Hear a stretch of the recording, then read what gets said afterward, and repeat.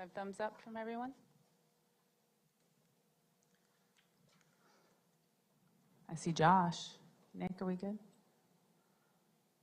Good, okay. Good. All right, welcome everyone to our school board meeting. For those that are able, would you please rise for the Pledge of Allegiance?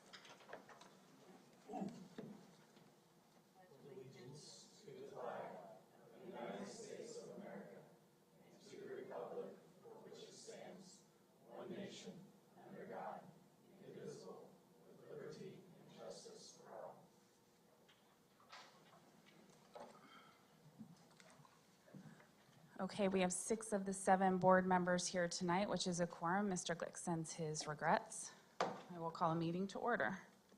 Dr. Phillips. Thank you, Ms. Wielden. We like to start each meeting by reminding everyone, including ourselves, of our vision, mission, and core beliefs. And BCSC's vision is to be the choice to learn, work, and play. Our mission is to develop expert learners by partnering with our community to invest in people. And our core beliefs are that we all can rise to the challenge of high expectations, that learning is most effective when we have choice, flexibility, and see relevance, that we thrive when our physical, social, and psychological needs are met, that our community and school district are stronger when we partner with one another, that we flourish because of the diversity and variability in our community, and last, that our democracy and democratic institutions are strengthened by civic-minded citizens. And Ms. Wielden, if I could just take one moment, I hate that feels like it's probably the several board meetings in a row that this has happened, but we had another active BCSC staff member who passed away not long after the last board meeting, just a few days. And so I'd like to ask each of you just to take a moment of silence and reflection to remember Miss Angie Haddix. Angie was a custodian for us for over 10 years, the last several at Smith Elementary School. She passed away unexpectedly back in late July after our last meeting. So please take a moment with me to send thoughts and prayers to her family and colleagues at Smith.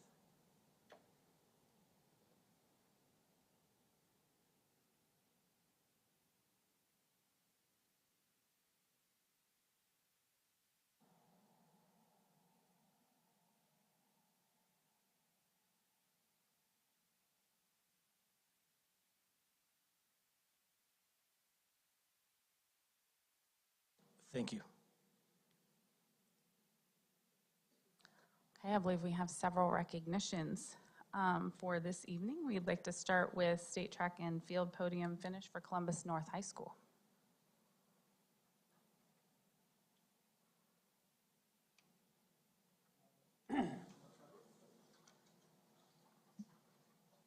Hello. Good afternoon, everyone. Thank you for allowing us to be here tonight to recognize our state runners-up. These guys have done a great job since I've been here. Rick does a really good job of pushing our kids to make them better as young men, but also great as runners. One of the things that we pride ourselves in is making sure like our kids are comfortable with our coaches to make sure like they have everything that they need to be successful, not only on the field, but off the field. I'll let Coach Rick say some words. Thank you, Brian. Thank you to the school board and superintendent for having us again tonight. We had a great state series. We won our first boys and girls sectional in several years. We won them both combined. And then this group in the 4x8 made it to the state finals and ran the 24th fastest time in the country, finished 3rd place, just a couple seconds off our school record. So they were 3rd. And then Jace standing there in the end. Jace, wave real quick. Jace was also runner-up in the 800, so he was the runner-up in the state finals in the 800. And then we had 2 other medalists that are, one is on her way to Butler as we speak, so Karis Glenn Jones couldn't make it tonight, but she medaled in the 800 and just missed her school record again. And then Emerson Chambers is a soccer player, so she's at soccer somewhere in transition right now. So she was also a medalist, finished 8th in the 100-meter hurdles.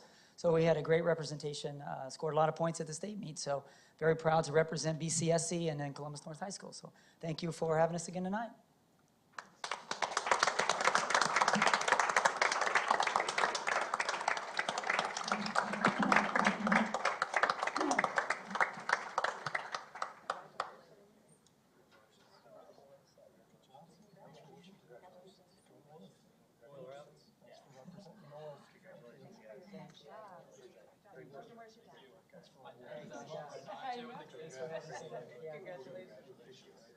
Up front or over by the, okay, perfect. Guys, we'll put a picture right here. Thank you. Thank you. Yeah, we just came from practice, so I apologize.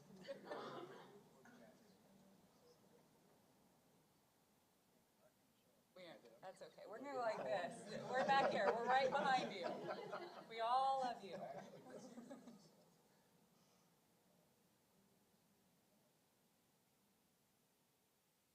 Nice job.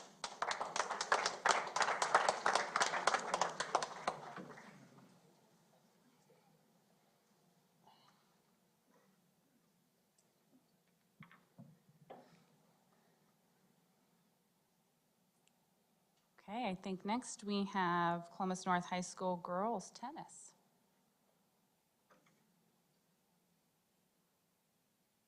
Yeah, next we have Coach Kendall. Coach Kendall has been here for quite some time, and that's not a bad thing. So it's a good thing. But Coach Kendall does a really good job with our kids. He's very patient. He has a lot of knowledge of the game, which definitely gives our kids an advantage of the teams that we play against. He's been around, like I say, for some time, but at the same time, he has a young spirit, and our kids get the best part of him, of who he is every single day. I'll let Kendall say some words. Thank you, Brian. Thank you, everybody. I appreciate the board and superintendent being here tonight and inviting us. Interesting story. Doubles team, Nino Akalaya, who is here. She is a senior this year. Her partner was Annabelle Sun, who was a senior last year, and she's at Georgia Tech, so she was not able to be here. This was a team that was really sort of unexpected. Nino did not play the year before because of a major knee surgery, and Annabelle's son wasn't sure she was even going to play her senior year because of a lot of injuries that she was going through. So between the two of them, we decided to put them together at the #1 spot and see how things worked out. Overall, their year, they were 18-6 for the season. A little bit about this stuff, funny, but it could have been a sad story too. As we were playing the team semi-state finals and losing, and we knew we weren't going to get through to the next round, all of a sudden it hit their minds that, they get to move on to the state final individuals. Well, there was a problem. Their family had scheduled a trip back in December to go to the country of Georgia, and they had not been there for 25 years. They were going back to visiting their family. And they were going to leave a few days right after the semi-states before we were able to even play. So there was a lot of decision-making, tears, crying, yelling, screaming, mom and dad on the phone trying to change possible flights. They actually flew to Georgia. They came back a couple days later so she could participate in the state tournament. And then after the state tournament, they flew back to Georgia again. So it was a long trip and a long time, but they did not regret a thing. They loved everything about it, and we were very appreciative of what they did. They did win their first round at the state tournament and then lost in the second round of the semi-states to a team who was undefeated, a very good team. But we were very proud of what this team did and for all that they went through to get to that point and to be in there and get that experience. Thank you again, everybody, for having us tonight, and congratulations again to Nino and for them for what they did.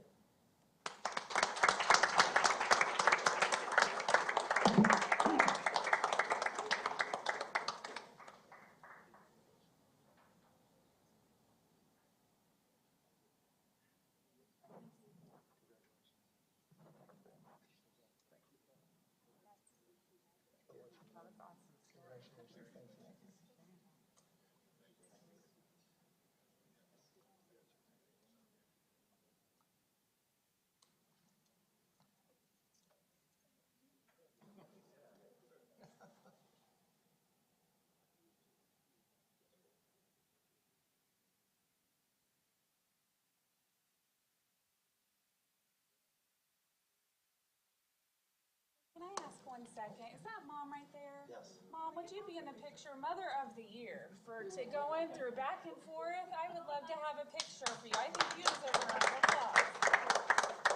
Kind of story. Thank you.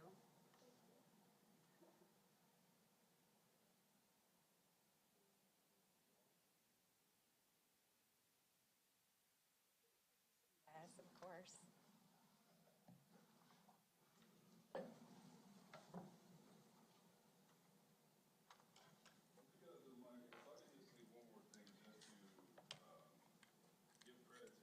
Student athletes, because just one more thing for our student athletes. I just want to say I personally appreciate everything that you guys do, because it's not easy for you guys to get up every single day, go to class, go to practice afterwards. You have to go home, do homework. A lot of that takes discipline, dedication, and commitment.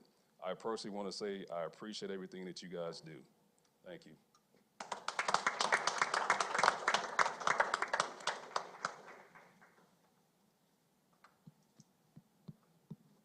Thank you for saying that, Mr. Lewis. I was just thinking about how I saw Coach Kendall the other morning. It was probably 6:45 in the morning or something like that, out there by himself squeegeeing the water off of the tennis courts in the morning to get ready for the kids to come out there and start practicing at that clinic. And then when I left North later that day, there were 80 kids out there practicing with him. But it's not always, these kids are proof.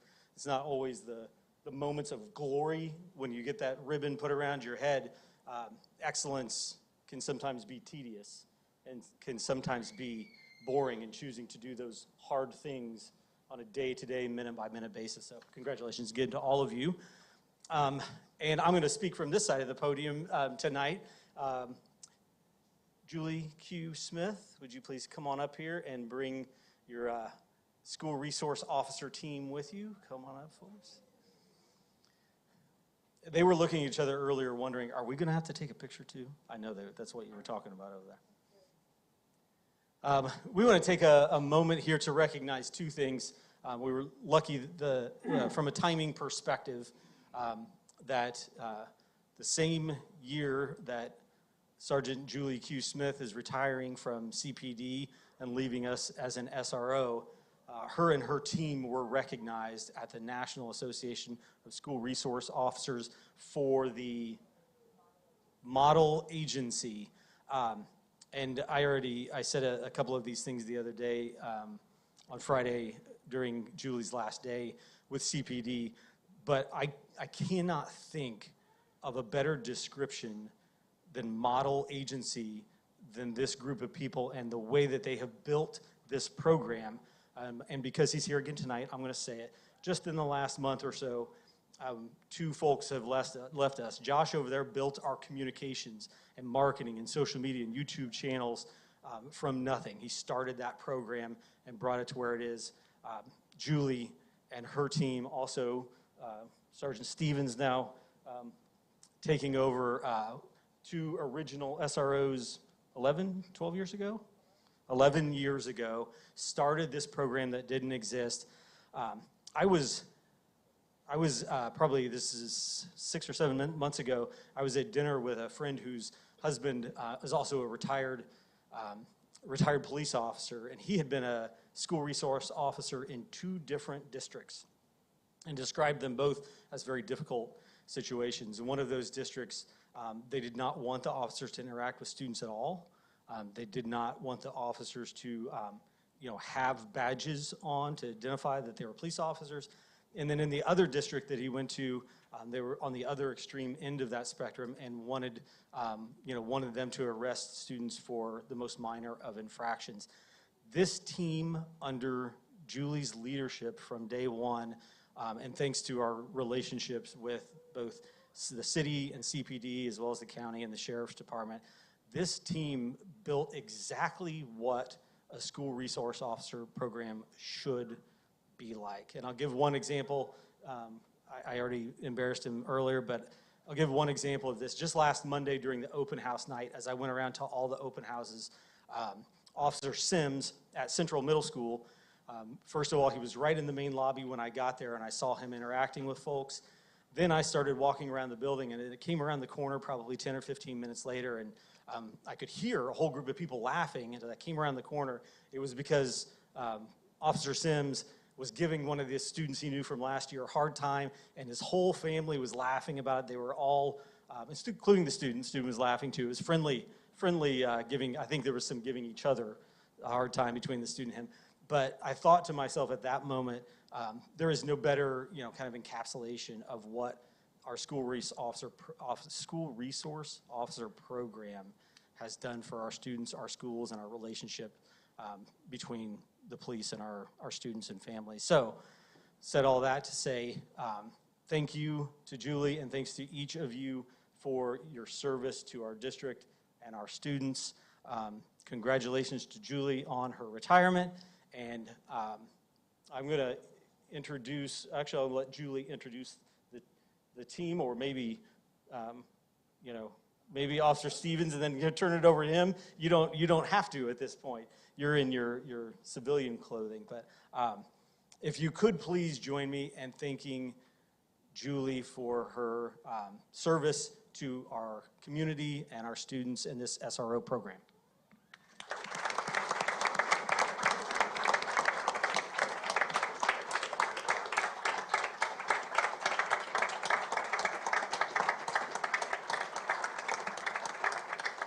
Thank you. Thank you all so much.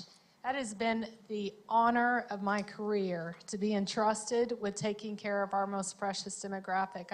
I say that, I've said it a million times in my career, to take care of our kids and to have this community's trust to do that has meant everything to me. And I'm going to take that with me in my next role.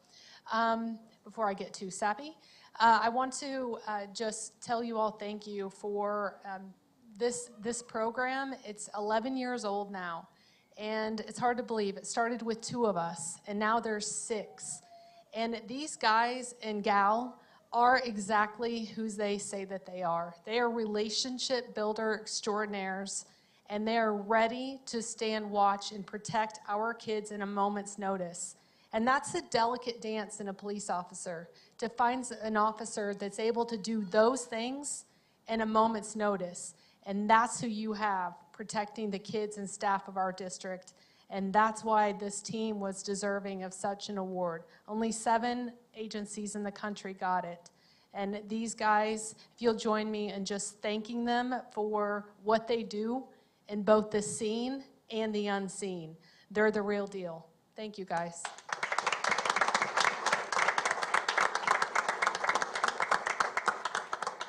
Would you like to introduce the team, Sergeant Stevens? Yeah, here's the tough part. There goes the legend, and here I come. So I'm not Julie, but I'll do the best I can. But yeah, we've got a great crew, and we'll go with the new folks first if we can. Anthony Bagby, come on up here from the Sheriff's Department. He's one of our new guys. He's going to be based out of Southside Elementary School. That's where his office is. We've got Liz Moore. She's based out of Northside Middle School. That's where her office is. And we've got Andrew Plank from CPD, and he's taken over my role at North High School. So maybe they'll finally get to see what an SRO is supposed to do in there, won't they, David? And then we've got, of course, been around for a while, Bernard Sims, office at Central, and then Eric Kapczynski, Officer Cap, the legend at East High School. So anyway, but yeah, we're proud to be here. We're proud to do anything we can. So thank you very much.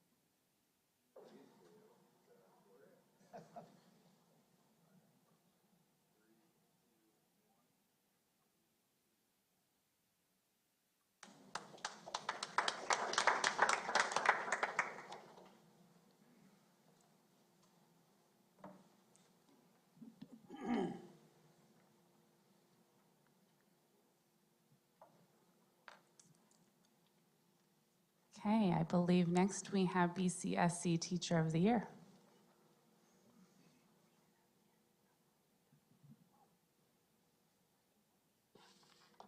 Good evening. Thank you for the opportunity to share with you today about an influential educator and their impact on students at Columbus North and Columbus East high schools. This particular educator, advance the slides here, there you go, is well versed in building a family-like atmosphere in their classroom where students experience a sense of belonging as they become immersed in the messy, imperfect, yet beautiful world of language acquisition.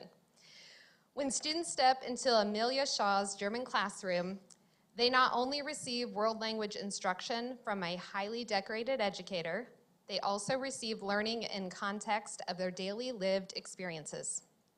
In Amelia's District Teacher of the Year application, a universal design for learning lesson was described, in which students explore decision-making in high school, such as, which university do I choose after graduation? How do I determine my major after choosing a university to attend? And what are the pros and cons of one choice over another as my academic career evolves? These are real questions for students to grapple with. And in this lesson described, Amelia uses that context to create a meaningful space for students to engage in these conversations, only using the German language with proper grammar and syntax. In Amelia's words, when the language is personalized to the students, they are engaged in listening for understanding, and the magic of language learning happens naturally. Amelia's influence extends from the classroom to the community as she has designed and implemented a world language culture fair for several years at Columbus East High School after collaborating with colleagues from Columbus North High School, bridging the world language departments, and establishing department unity for students throughout the corporation.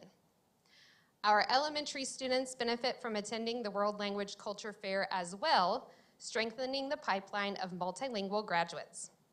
Serving as a member of the Legato Curriculum Adoption Team, German Club sponsor, guest lecturer at the university level, and the Luna Sister City Exchange organizer, it is clear that Amelia cares deeply about the world language experience that students receive at BCSC.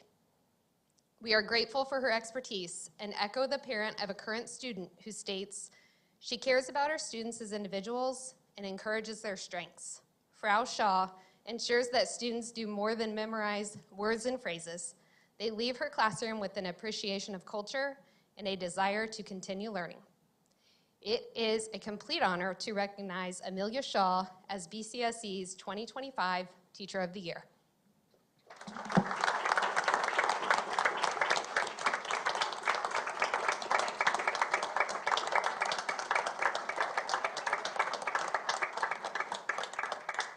Amelia graciously allowed Wesley Anderson, who's BCSC's new communications coordinator. Josh Burnett was kind enough to come work side by side with Wesley today. She led us into her classroom the first day of school in order to videotape and ask a few questions of some of her veteran students. So I'd like to play this video that Wes created to honor Amelia.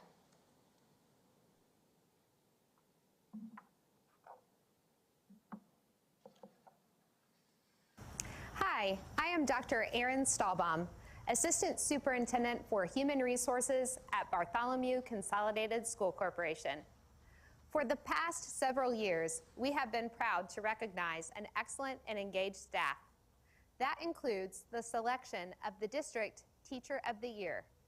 I am honored to announce that Amelia Shaw, German teacher at both Columbus North and Columbus East High Schools, has been selected as the 2025 BCSC Teacher of the Year. Was ist diese Nummer auf Deutsch? I had a love of German, which began actually in BCSC. I had a really great German teacher, Ruth Musalami. Same. Coming back and teaching at my old high school was a very surreal experience to begin with. It was hard for me to call coworkers by their first name. I still can't do that for some of them. The lessons that I learned at North have made me the person who I am today. This is the place where I learned that I can do difficult things, and that's a life lesson that has really shaped my whole personality. Nicht so gut werfen, okay? Being chosen as Teacher of the Year has been very overwhelming. I work with a lot of great educators, and it wasn't even on my radar, was not expecting to win. So I just feel really honored, and I'm excited to showcase what my students do in class every day this year. So Frau Shaw stands out for, I think a lot of reasons. She's definitely probably my favorite teacher. She teaches in a way that's very engaging. I think the best teachers are the ones who do their best to connect with the students on a personal level as much as they can. You know, they are real with the students. For me, the most rewarding part of being a teacher are the relationships that I build with my students. I actually truly look forward to coming into my classroom, hanging out with them, and learning German while we're talking. Wer ist nicht 15? Was denkst du? Everybody who's in the German classes, like she's, just gushes on and on about how she's such a good teacher. She makes it fun while teaching you this lesson. She just makes everything make sense in a way that's not stressful. When someone tells me that I have a lasting impact on students, it's the highest compliment that I could be paid. The students are the most important thing to me. They're the reason I come to work every day, and I love each one of my students, and I think that seeing them succeed when they thought that they couldn't gives my work meaning. My favorite thing about German is probably just like the memories you get to make. There's so many fun things, and like all of those memories are sort of foundational, and I think have changed the way I look at the world, really. And I'm gonna carry that with me forever, you know?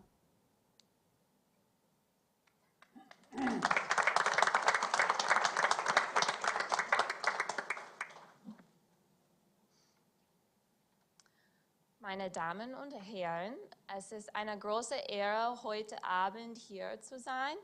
Und ich kann es wirklich kaum glauben, dass ich diese Anerkennung gewonnen habe. So ich danke Ihnen alle. Don't worry, I won't do the rest of the speech like that. But if you were a little rusty on your German, you might want to pop into our classroom sometime. My students would love to have some visitors. It really is an honor, and I still feel overwhelmed even after having thought about this for a week, having been named Teacher of the Year. I think more than anyone else here, I can say from personal experience that we have amazing staff in BCSC. I have the perspective of being a former student, now being a coworker and colleague, and also as a parent to 2 BCSC kids. So being chosen for this is really overwhelming. From the moment I walked into Jan Lucan's kindergarten classroom at Mount Healthy Elementary many years ago, I was surrounded by adults who cared about me. They got me through some really tough times in my life, namely middle school, if you remember that. And I was honored I got to be in classes of 2 other former Teachers of the Year, Derek Chastain and Mindy Summers there. So I was taught by the best. I went to North High School where I really began to learn who I was as a person. I credit Rick Weinheimer, my cross-country coach and senior English teacher, with teaching me what it meant to follow through on goals and to do really uncomfortable things that other people wouldn't do or couldn't do. And also Ruth Musalami, my German teacher, who just opened up my eyes to the world outside of Columbus and helped me just to keep in mind that you need to dream big. So those 2 life lessons have got me here. Being a teacher was a career path that felt familiar to me and seemed like a good option to get to spend summers with my family. I quickly realized that that was not reason enough to stay in this challenging profession. And during COVID, I remember going through some really tough times and wondering and doubting if this was the career that I was supposed to be sticking with. Looking back on those tough times, I'm glad that I stuck it out. I have to thank my husband for his support, the long nights of grad school and always knowing I'm going to be prepping for school, and the line item of students' classroom in our personal budget. Thank you, honey. And also for the administrators I have at North and East High School. They do all of this behind the scenes work so that us teachers can close our classroom doors and have fun learning with our students. And the relationships are what have made this job so worthwhile and the reason that I've stuck through it. It really is an honor to be here accepting the award, but I will say that it doesn't even come close to the memories I have with my students, whether that is our entire class crying tears of laughter because of some funny joke the kid just said in German, or having a kid who I overhear the leader in our class who makes everyone laugh, who is always, there for others and saying, I'm only popular in German class. The rest of the day, no one really talks to me. And so things like that make me realize that what we're doing in our everyday classrooms, it's the little things that really are having an impact on our students. Thank you. It's a real honor to be here tonight.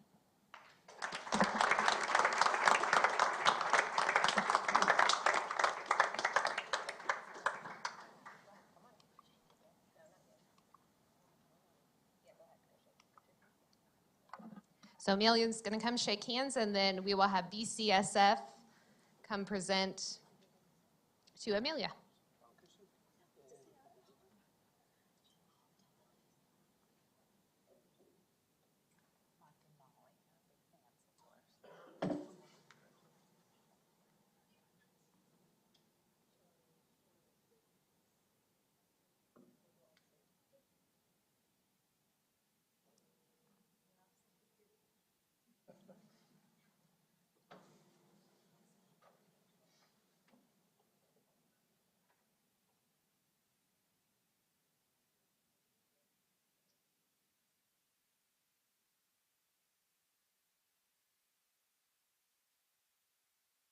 Thank you. Thank you, BCSF.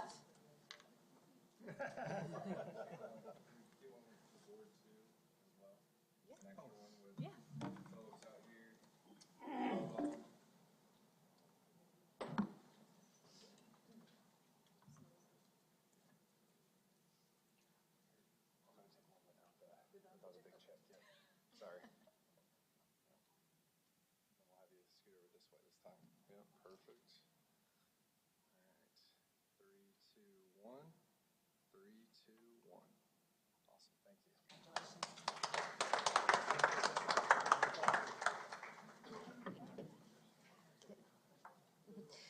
As if Amelia was not receiving enough honors and had to prepare for tonight, she's also going to be providing the presentation over Luna, Germany. So I'll hand it over to Amelia. Hi, everyone. Thank you so much. And I'm excited to tell you just briefly about the amazing opportunities that we have at BCSC. This sets us apart from other school corporations in the area because we do offer so much. And we think it's even more important now in today's global economy that we provide these opportunities to our students. So we have a lot of options, 5 languages. We're really proud of that. And like I said, that's something that brings people into our district, and it's a great opportunity for all students. We have a lot of opportunities at the upper levels as well. So we have very high expectations. Yes, it has to be fun, and we're using the language every day, but we also want to see success academically, and that shows through test scores and the amount of dual credit that our students are earning in the high schools. And we think that is setting them up for university and their futures. Something that we offer that's really unique are all of these travel opportunities. Costa Rica for Spanish classes. Paris and Madrid was joint with the French and Spanish classes a few years ago. We have students who travel to China, Cambodia, Vietnam, Thailand. We have a great new Chinese teacher. And Japan as well. Our Japanese program is special because they also have a sister city, Miyoshi, And that's something that a lot of school corporations do not have. We're very proud of this. They've been partnering since 2004, and these relationships run deep throughout the community. We send ambassadors there regularly as well. Germany is the one I'm most familiar with, and this is another special program because we have a sister city with Lerna, which is in the heart of Germany, right in the middle. This is where many people can trace their family heritage in the Columbus area directly back to this area, and that's how the partnership actually formed way back in 2003. So Art Schwenk, a former German teacher at North, and involved in the Clifty Creek Lutheran Church community, they made the connection with people in Lerna, and ever since then we've been sending groups of students back and forth. This is the program that takes so much time and effort, but is just so worth it to see the students who get to participate. Every 2 years, we send our students to Lerna, and they stay with host families, and that's 16 students who went in 2024. But just as important and probably has a bigger impact on our community is the fact that we bring and host students from Lerna in BCSC homes. And so that means that even if I have a student who is financially never going to make it out of this country, they get to have the same experience, and that is really powerful. I had a student who, he's probably never going to leave Columbus, and he said to me after these students were in my classroom, he said, "So if I had been born in Germany, would my parents have spoken German to me as a baby?" And I said, "Yes." And the look on his face was priceless because that was something that had never crossed his mind.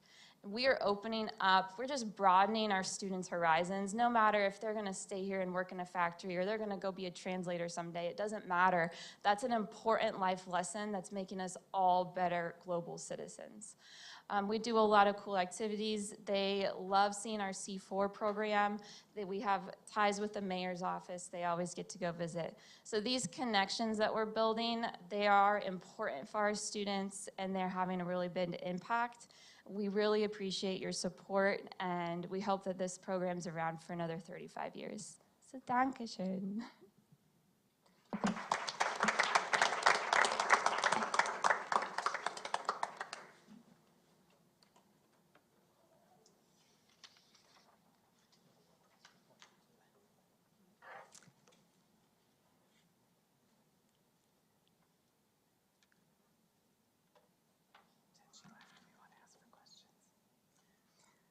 Thank you, Ms. Shaw, and your family. Congratulations. Okay, next I believe we have school board member reports. Ms. Lloyd, would you like to start, please? Sure. Good evening. I have met with or spoken with my committees at least once over the last month. Council for Youth Development, I think the most important thing to share tonight is they are entering into a great partnership with Foundation for Youth and Healthy Communities, and Mental Health Matters. You'll be seeing some marketing material go out in the community, but they're offering a tremendous community workshop series that's coming up on adverse childhood experiences, developmental relationships, and mental health first aid for both youth and adults. And most importantly, these are all free. So great resources for our families, teachers, and students. You can get more of that information at cydbartholomew.org. I'd also be happy to answer any questions. BCSF, the foundation met at the end of July. Had a great meeting. Thank you to Deep D for being here tonight and for awarding Ms. Shaw some hard-earned dollars. We are still working on our annual campaign. Lots of generous gifts coming in from the community, so thank you to those who have sent in an annual contribution. It is going to good use. We recently gave 10 teachers innovation grants, so those dollars are at work, and we are so excited to see teachers put that in action. There are also a few upcoming fundraisers that you'll also start to see in the BCS news. So BCSC news, the Pacer ticket sale will be happening again for students. That's really a great fundraiser for the foundation and the schools, and a kind of a fun thing for the kids to do too. It beats the wrapping paper that I had to sell back in the day. So kudos to that idea. Also, the Wizards game is coming up, so I'll be sure to bring that information as well.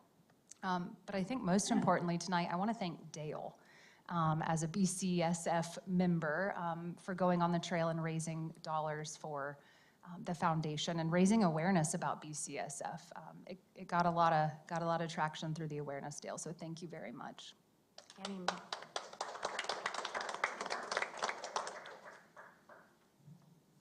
City redevelopment, there's nothing new. We should have another meeting next week, I believe, the week after. Health Trust, we're going to have a couple more meetings, I think, in the next month or so. We're getting really close to locking in next year's premiums and all that. We also have noted that there's really good usage of services, so we've got a lot of members that are taking advantage of Dr. Klein over at Nexus Park, and hope to see we can do our best to keep the premiums either flat or as low as possible. So, no reports this evening. My only report is that as the board president, it's normally my position to sit on the bargaining team for our union bargaining process that will start with a public input session on September 8th. So I expect and would love for people to come and share their thoughts there. It starts on the 17th of September. I've recently taken a new role in my day job, and my schedule has changed without my input because I'm new. And so I am no longer able to serve in that capacity on September 17th, and I have asked Rich, and he has accepted to represent the board in that meeting. So that's my only report today. Dale. I met a week ago with the ISBA Legislative Committee to start the process of establishing ISBA's legislative priorities. It seems like we just finished a legislative session, but we're getting ready for the next one. And those will be presented at the fall conference in September. And the IU Columbus Advisory Board meets this Wednesday, so I'll have something next time.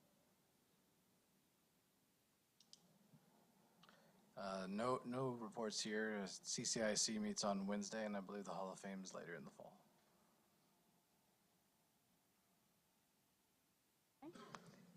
I believe next we have Mr. Brinegar. Good evening. Thank you for having me this evening for your Q2 financial update. First thing we look at every time is our revenues, comparing our education fund, operations fund, and operating referendum funds, this year's revenues compared to last year.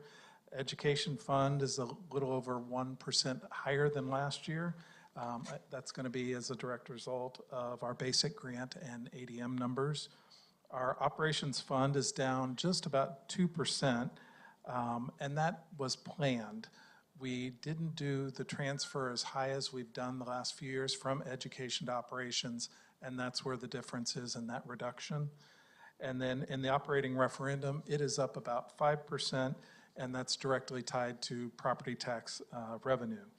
All three funds are on track to exceed what we had budgeted for the year for revenues for each of those funds. Our education fund expenditures in the salary area, we're up just a little over 5%. That's mostly related to the salary increase that was a part of the 25 budget, as well as the additional cohort positions that were added. Benefits are up just a little over 7%. The reason they're a little bit higher than the salaries is there was an increase in the turf percentage for 2025. And other expenditures are up about 4%, and those are in a professional services area where those expenses are up. And again, the transfers to operations are down 6.8%. Again, that was planned as part of the 25 budget process. Mr. Brinegar, I'm gonna butt in there. I can't help it. I apologize. This turf in this context is teacher retirement fund, not green grass kind of turf. My mistake, sorry. No, not your mistake at all. Thank you. Trust me, coming from municipal world to the education world, it took me a couple months to get turf straight because I was thinking along those lines every time. Operations fund expenditures, in the salaries, we are actually up about 13%. Part of that is the raises that were included. Another part of that, a big chunk of that, is we are fully staffed within our custodial area. And you'll notice a similar reduction in our other services expenditures because we are not contracting out for those positions. And our benefits are up about 5%. In operating referendum, the teacher salaries as part of the referendum are up 4%. Support salaries are up a little over 4%. Again, benefits are up a little higher than that at the 6.5%. Again, can be tied to the increase in the teacher retirement fund percentage. Safety and security is up 20% in expenditures. That is just timing of when we were invoiced from the city and the county for the services they provide for our SROs. And our STEM labs are up about $30,000 over last year. And this is the one that Mr. Major has been waiting for. I know it because he asked me last time to provide you a little bit of comparison. When we talked about the cash reserve policy that you will be voting on a little bit later, how have we been doing in that area over the last few years? This is Q2 only, and it's the operating expenditures versus our cash balances. And when we say operating, that's our education fund, the operations fund, and our operating referendum fund. And then versus what was budgeted in those three for the year. Back in 2022, we had about a 26% reserve level at the end of Q2. Remember also at the end of Q2, that's after we've received our property tax payment from the state and county. So this is into Q2, into Q4 are our highest reserve levels when we've received those funds. So back in 2022, we were at 26%, went down to 24% in 2023, 19% last year, 17.88% of reserves versus the budget. In 2022, just an example, our reserves were at $30.4 million. The combined budgets at that time was $116 million. It's been a planned reduction in those levels to get us in the range of what we believe is optimal, which is a 13.5% minimum level, a 19% maximum in those funds that will allow us to have the reserves we need should something major come up, should there be a delay in tax payment, and then the minimum levels too to cover those in the in-between times. And you'll see right now, Q2 2025, we're at 17.8%, which I'm fiscally conservative. It eats me. I'd love to be a little higher, but this is in the sweet spot of where it's recommended we be and where we feel we need to be. This last one is new. This is a slide just to give you an example of some of the things we're facing with the changes in State Enrolled Act 1 that set the budget for next year from the state. One of the biggest things we're going to be affected by is the property tax credit effects on our budget with a new addition of the homestead credit that is $300 or 10%, I believe. It's the lesser of those two. In years past, when we get property tax credits that reduce our revenues, it has gone directly against our operations fund. The new state law that went into effect has spread that out and includes our debt service fund as part of that, taking a hit from the revenues we would receive. We have a good reserve level in the debt service fund right now. We are a little over $3 million. Over a 3.5-year period, this would eat into all of our reserves. We are very hopeful that in next year's short session that this will be changed and the effect will be directed then just to our operations fund. But the bottom half of this chart shows you that the levels have changed over the last 5 years, and we are almost double the property tax credit loss in revenue from where we were in 2021. So Just a little heads up as we get into budget time, that revenues will be affected next year in not just operations, but in our debt service fund as well, due to property tax credits. And then the budget schedule, September 8th will be our budget workshop. We'll present to you our overview of the budget as we see it for 2026. We'll have our official hearing on the 29th, and then the budget adoption vote will be on October 20th. And be glad to answer any questions you may have. I've got a question on the percentage of the reserves. On the reserves. Sorry, can you hear me? Okay. As you look at like how you're trying to budget it, and I understand the rainy day and the operating, do they stack against the same budget essentially? Like, so for example, if you have a $90 million education fund, are you essentially allocating what's the recommended operations fund and the rainy day fund against that 90 million? The total of the three together, yeah. And so like, I guess I'm trying to figure out how we derive these figures. And I know the recommendations from the entity, but at $90 million education budget, I assume you're going to be somewhere between that 17 to 25% between the two funds. You're sitting somewhere between 17 and $22 million. If I'm correct, I think I asked Dr. Phillips this, you know, where have we seen education fund risk? We've had a one-time $3 million hit in 2010, I believe. And so it just seems very heavy of a hedge against what was a $3 million risk in 2010, in which the state didn't return those funds. But is that basically the hedge for the education fund I'm trying to understand? It's a hedge because we receive our revenues differently. Within the education fund, we get those monies monthly.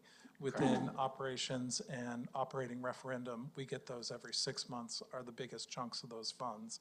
So we balanced it out to where we try and have 2 months worth of payroll covered with our reserves between all three funds. So the target was built more off 2 months run versus risk of past misses, essentially. Correct. Okay. Thank you for taking time to put this together for us.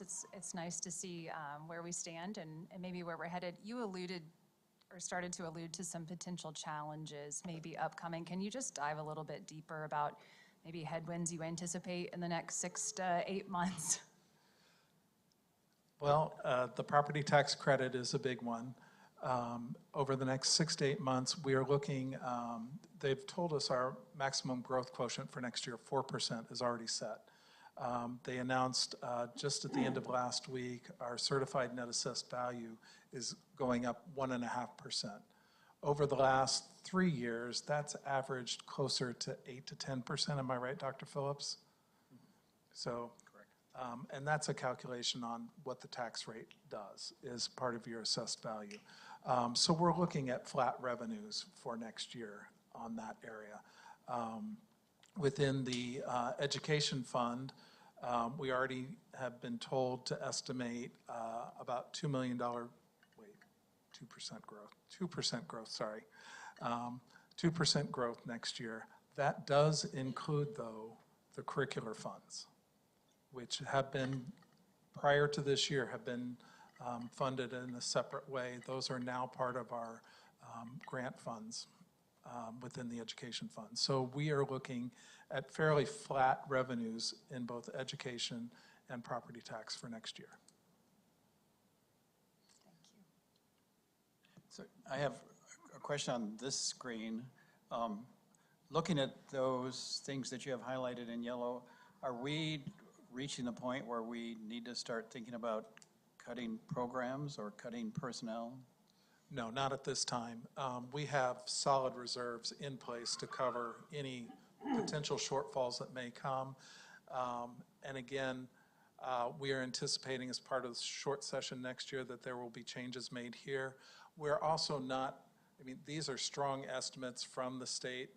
We have a vendor that says the circuit breaker loss will be a little bit less than this. This is kind of a worst case scenario that we're looking at right now. And again, we are going to be budgeting for flat next year. And my other question is on the slide with the reserves. So that shows how we are. I'm thinking in terms of who else locally depends on revenue coming from state taxes, in particular the city and the county. How do our reserves compare to theirs? It's been a couple of years since I was with the city. The goal was to have a 6-month reserve level because the vast majority of the city's funding comes from property taxes. So that was our target goal. We focus mainly on the general fund for that. The rainy day was seen as a separate fund that was never used. So we didn't count those reserves as part of our 6-month level. Our level here, as you can see, it's stayed steady at, forgive me, 6.2 million for the last 10 years, maybe? Approximately, yeah. Yeah, so it is truly a rainy day fund. It's a fund, if something happens, we've got those monies in reserve to cover any issue that may come up. But at this moment, we are covered. We will not see any, we are not planning on any elimination of programs, no.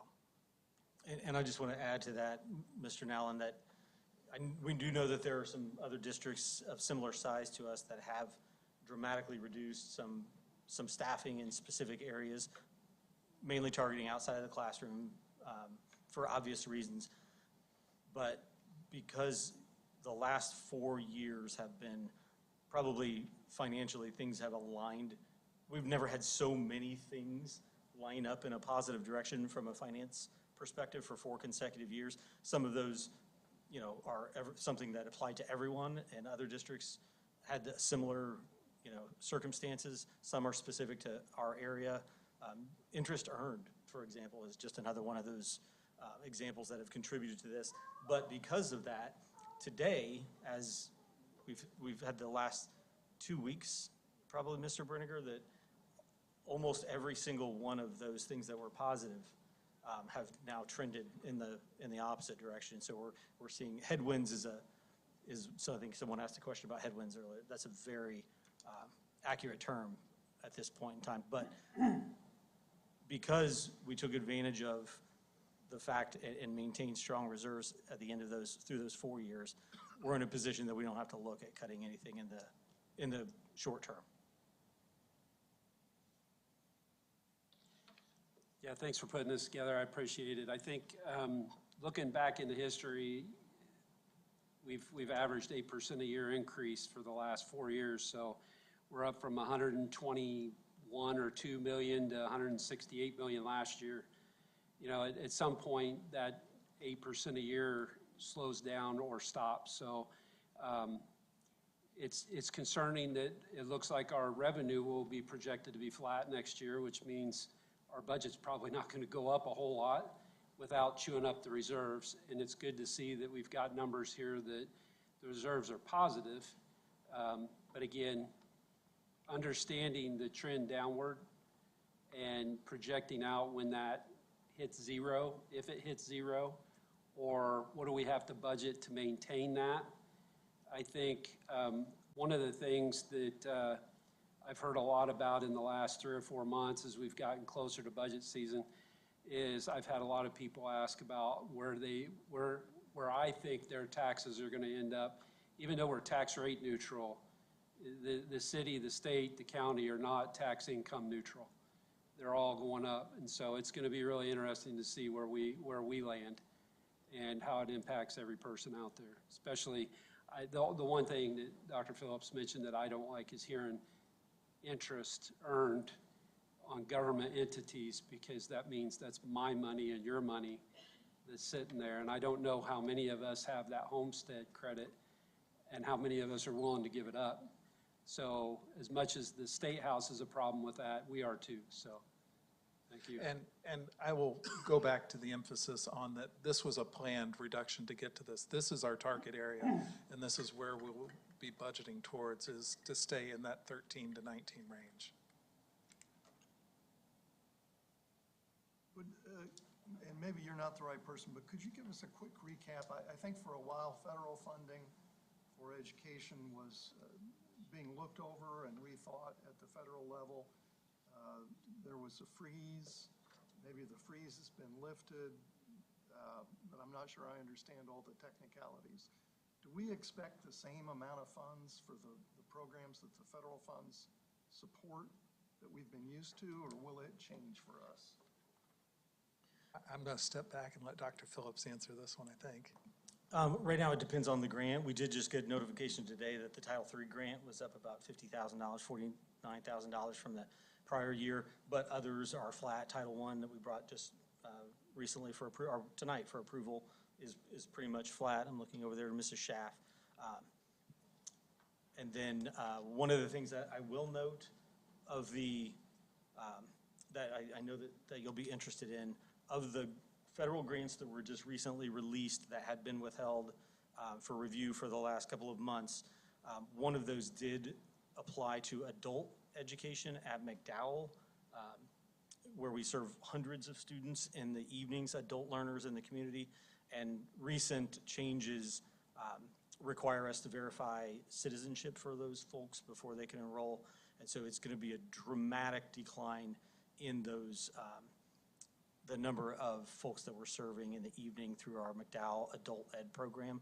But outside of that, there aren't any programs that are on the chopping block as a result of the federal changes.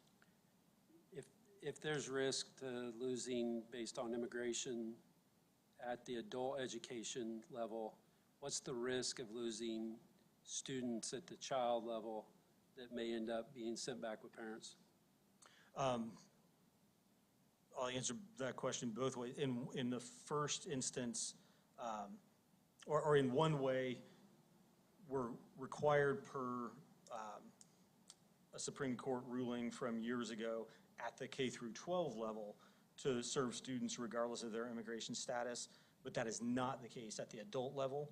And so that's the difference in this circumstance. But from an immigration standpoint, our exposure is unknown at this time. Just the whether or not we don't ask and are not allowed to ask legally whether a student is in the country or families in the country. So it could be, it could be 10%, it could be 1% of our students who have the potential to be removed from the country or their family members removed. Yeah, and I understand we're not going to go through schools and remove kids, right? But there's risk to the parents, and if the parents leave, the kids are going to leave too. My only question at that is we're at 15 to 20% of our kids are Hispanic right now, so the risk there of having to move south across the border is some level of that 15 to 20%. We just don't have an estimate right now. Correct.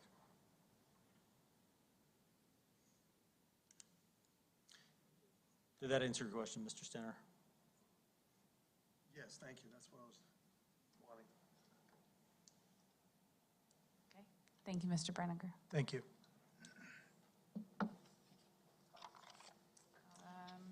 All right, Dr. Phillips. Thank Policy you. Package 5. And as following the practice that we've had for the last several months as we've gone through these policy reorganizations, we brought 9 policies that were existing policies to be replaced, to replace or consolidate all or part of 44 current policies, and then 2 new proposed policies, brought those back to you back in July for a first reading. They were posted 2 weeks prior to that. The ones that are highlighted, A100 and B150, as well as H100, those 3 received a small change, minor changes during that time frame, that 2 weeks prior to the July meeting when they were posted. The posted versions online have those changes are highlighted. After the last meeting, Mr. Major gave me several questions and some concerns with the policies, all of which are noted, and we've done some research on some of them just to find out what the answer to those questions from a legal standpoint, and we'll keep those for future consideration as these come back up, unless the board does not adopt them this evening.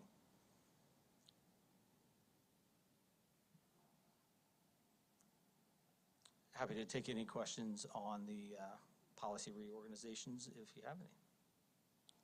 So on policy E125, it actually changes the what I would say the standing precedent as it comes to chain of command. So if a parent wants to appeal their child being held back, it actually stops it. I was wondering why the inconsistency across policies when there's a fairly clear and agreed upon chain of command, why cutting that off would not be applied to all policies rather than just selecting some for it to apply and some for it to not. Yeah, I didn't notice that change until you pointed it out in your message to us earlier. There's still a separate policy, the public complaints, or the complaint policy is still in place that says this is the process. If you have a complaint that you wish to escalate, this policy points out very specific items that aren't subject to that same level of review or appeal, also to the superintendent and the board. And those are student grades and then student promotion or retention. And based on conversations we've had preliminarily, I have not had a chance to check with the Churchill and Antrim attorneys at this point in time, but my assumption is that that is there to protect the teachers and school's ability to keep those decisions at the school level between the parent, the family, the student, the teacher, and the principal at that level. As far as I know, and Dr. Hack and I talked, she's been in her position at this district the longest. We have not had one of those kinds of appeals come to this level. They're always resolved at the school level. The one thing I would say that I would point out that we don't want to happen is that teachers would fear that their classroom level decision about a student's grade would end up at the next board meeting as part of a complaint policy. Again, I don't think that would happen, but that's my assumption as to why Church's recommendation is to call out those classroom level decisions around grade placement and assigning grades for student work to exempt those from board and superintendent appeals. Yeah, I mean, I guess what I'm just trying to say is it doesn't drive a clear and concise, consistent message if we're saying for process A, this is the chain of command. For process B, this is the chain of command. For process C, this is the chain of, it's one chain of command. And if there is a situation, I would agree with you, 99.9% of them probably never escape the school, which is great. But if there's a situation where they feel there is undue representation for whatever reason, we're essentially giving a parent no avenue to have that conversation. And so that's my final comment on it. Thanks. Any others?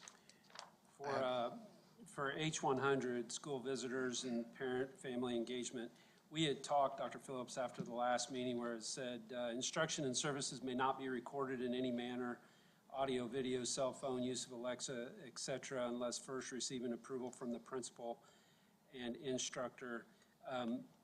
What we talked about after the last meeting was Indiana's one-party consent law. From a law perspective, is this written in a way that it does not conflict with law? Either you or Mr. McIver want to answer that? I believe so, Mr. Major. I think looking at this policy, the policy is a school visitors policy. And in my mind, again, I'm making an assumption what I think Church is going for with this, but because the preface to that section is visitors are reminded, to me, this policy would not come into play if if a parent sat down with a teacher for a conference and said, I want to record this while I'm doing it, or as part of an appeal process that they were going through, wanted to record something in that process. This is a visitor, someone coming into the school and recording something, and to me, I think that is a distinction. There are rules and regulations like FERPA. Some of those may or may not apply specifically depending upon the nature of the recording, but the privacy rights generally of those students, there are going to be, the school will have an interest in protecting those privacy rights, in ensuring that the educational atmosphere is not being interrupted. those considerations would be there on the school side. And so I think from a visitor standpoint, I would say the policy is okay. I think different conversation if we're talking about a parent engaging in a conversation. Yeah, and I think the other part to that is where is school? School now could be at home for virtual, so is there any thought on how this might be impacted by a kid sitting at home with someone, anybody, could be a parent, could be a friend that's recording that? Would this protect that as well? This policy as written, I think, is focused on our physical school buildings. I don't know that it would specifically address some of those other items because you have, looking at that paragraph in the introduction, right, you're talking about registering at the school office, you're talking about classroom observations, you're talking about things that I think are specific to what I would consider a physical building. So I believe this policy would be directed at those situations, not necessarily a virtual setting or other things beyond that. Okay, thank you. I have one follow-up to that, because I was also looking into FERPA and trying to understand the one-party consent. The 13th Court of Appeals and the U.S. Department of Education says that it only applies to FERPA if it is directly related to a student and is maintained by a school or someone on behalf of the school. So this policy, the way I interpret it, is not someone acting on behalf of the school, it is someone acting on behalf of themselves. So I was trying to understand how FERPA would apply there. Correct, and so I don't know that an individual's recording may not meet the definition of an education record under FERPA. Correct. That is not necessarily the only privacy laws or rules that may potentially come into play, but I would agree that as a general rule, that might not qualify as an educational record. Okay. And we are aware of the federal case in which there was a parent who recorded a meeting, and that's the district took action and the parent appealed, and that's working its way through the courts. We know that that will likely impact us.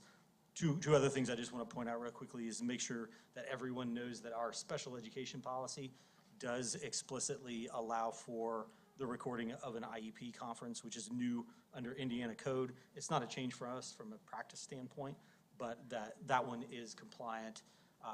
And then the last thing I'll add is that this does contain, this policy does contain the same principles that are in our existing policy.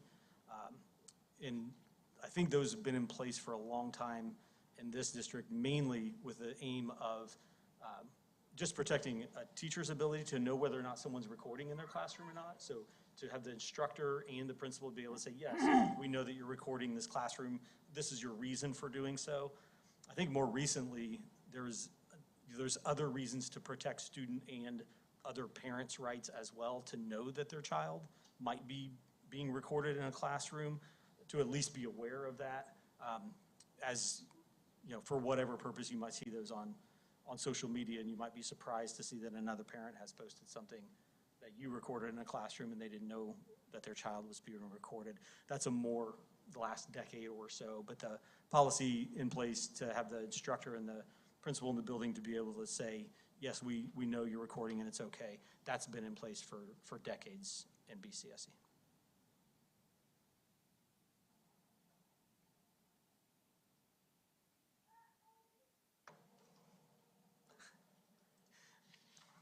Okay, thank you.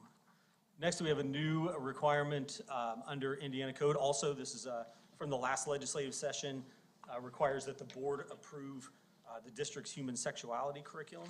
And so Mr. Edwards is going to provide some brief information about the curriculum that we use at 6th grade, middle school, and high school health classes. Good evening. I'm standing here in response to Senate Bill 442, which, as you know, brings several updates to human sexuality instruction in Indiana schools. And in a few seconds, I'll talk about those key changes. With me tonight is Cheryl LaBelle from Clarity. Clarity's been a longtime partner with BCSC, and Cheryl is a strong advocate in this work. I might mention that their services are highly sought after as they partner with many of the schools in our surrounding areas. I also have with me Lindsay Przansky, who is a health teacher at the secondary level for us, and she too is passionate about educating students with regard to their sexual health. So, Senate Bill 442 mandated age-appropriate consent instruction for students in grades 4 through 12. It also requires that schools present a medically accurate, age-appropriate fetal development video along with instruction on fertilization in each stage of fetal development. Those videos are supposed to be high-res ultrasounds or computer-generated, or they can be animated. Senate Bill 442 also granted board approval and increased transparency. All curriculum must now be formally approved by the school board, posted online, and available for public review. Families must receive written notification at least 14 days in advance of instruction, including a summary of content, opt-out procedures, the instructor's gender, and whether or not the classes are co-ed. The bill maintains an abstinence-focused approach, stating that fidelity inside marriage is the only way to prevent pregnancy or STIs. In our district, we fully meet all Senate Bill 442 requirements. We partner with Clarity to deliver human sexuality instruction to elementary students, making sure this content is taught by experts who specialize in age-appropriate, medically accurate presentations. The same provider also works with our middle and high school students, and Clarity uses the I Decide for Me curriculum, which is currently posted on our website. Our middle and high school health teachers also teach elements of human sexuality using the Health Smart textbook. You may recognize the name as it was board approved during the March 31st meeting. Health Smart is also posted on our website for parental review. Using our resources in this way guarantees that both our provider-led sessions and classroom instruction align with state law, board policy, and our commitment to transparency and parental engagement. If you have any questions, Cheryl, Lindsay, and I will be happy to answer them. I think that I did have, oh, my bad. Let me just add one comment there.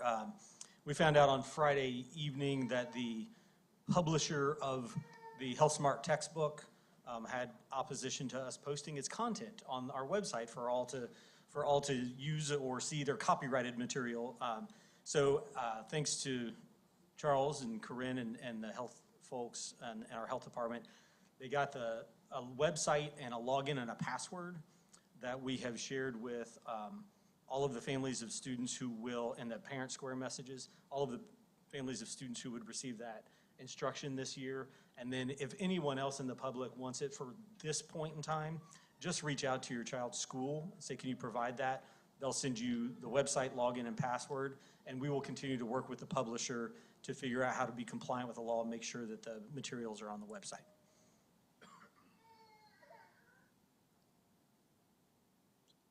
That was the question. So will we be compliant by just providing it by email? Because it's pretty explicit that it has to be posted online and available. Based on the way that I read the law, we will not be compliant at this point in time. Yeah, that's what So it depends on who you want to get sued by, they'll take which up, sometimes they'll is take up the with every position school we're in. system. So you're good. But we know that this company is interested in continuing to sell their product to other school districts in the state, and they know that they have to be compliant in order to do so.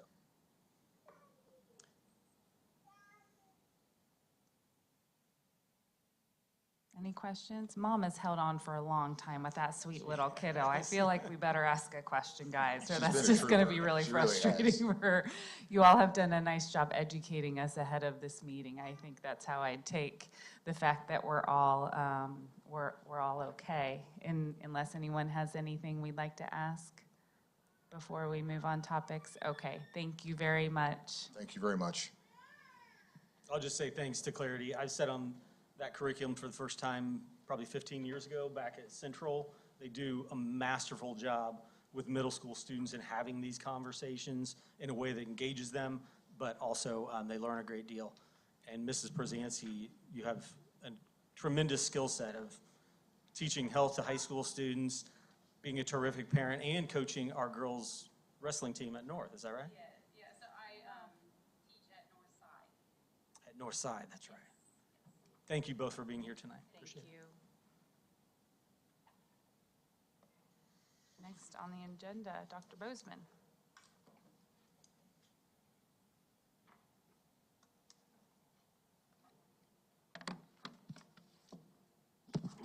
Good evening. Thank you for allowing me some time.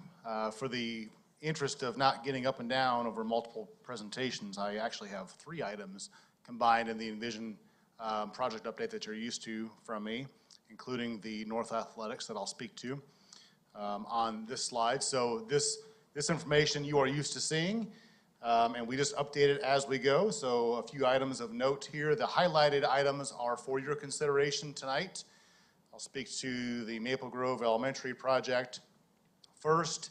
That current budget is $59.8 million, as you see, and the total committed, that is 56.5 roughly. That's the GMP, guaranteed maximum price, that you have for consideration for approval tonight, and all soft costs. So soft costs would include the fees we pay architects, the builder's risk coverage that we carry, all furniture for the building, technology for the building, phones, telecommunications, et cetera, et cetera.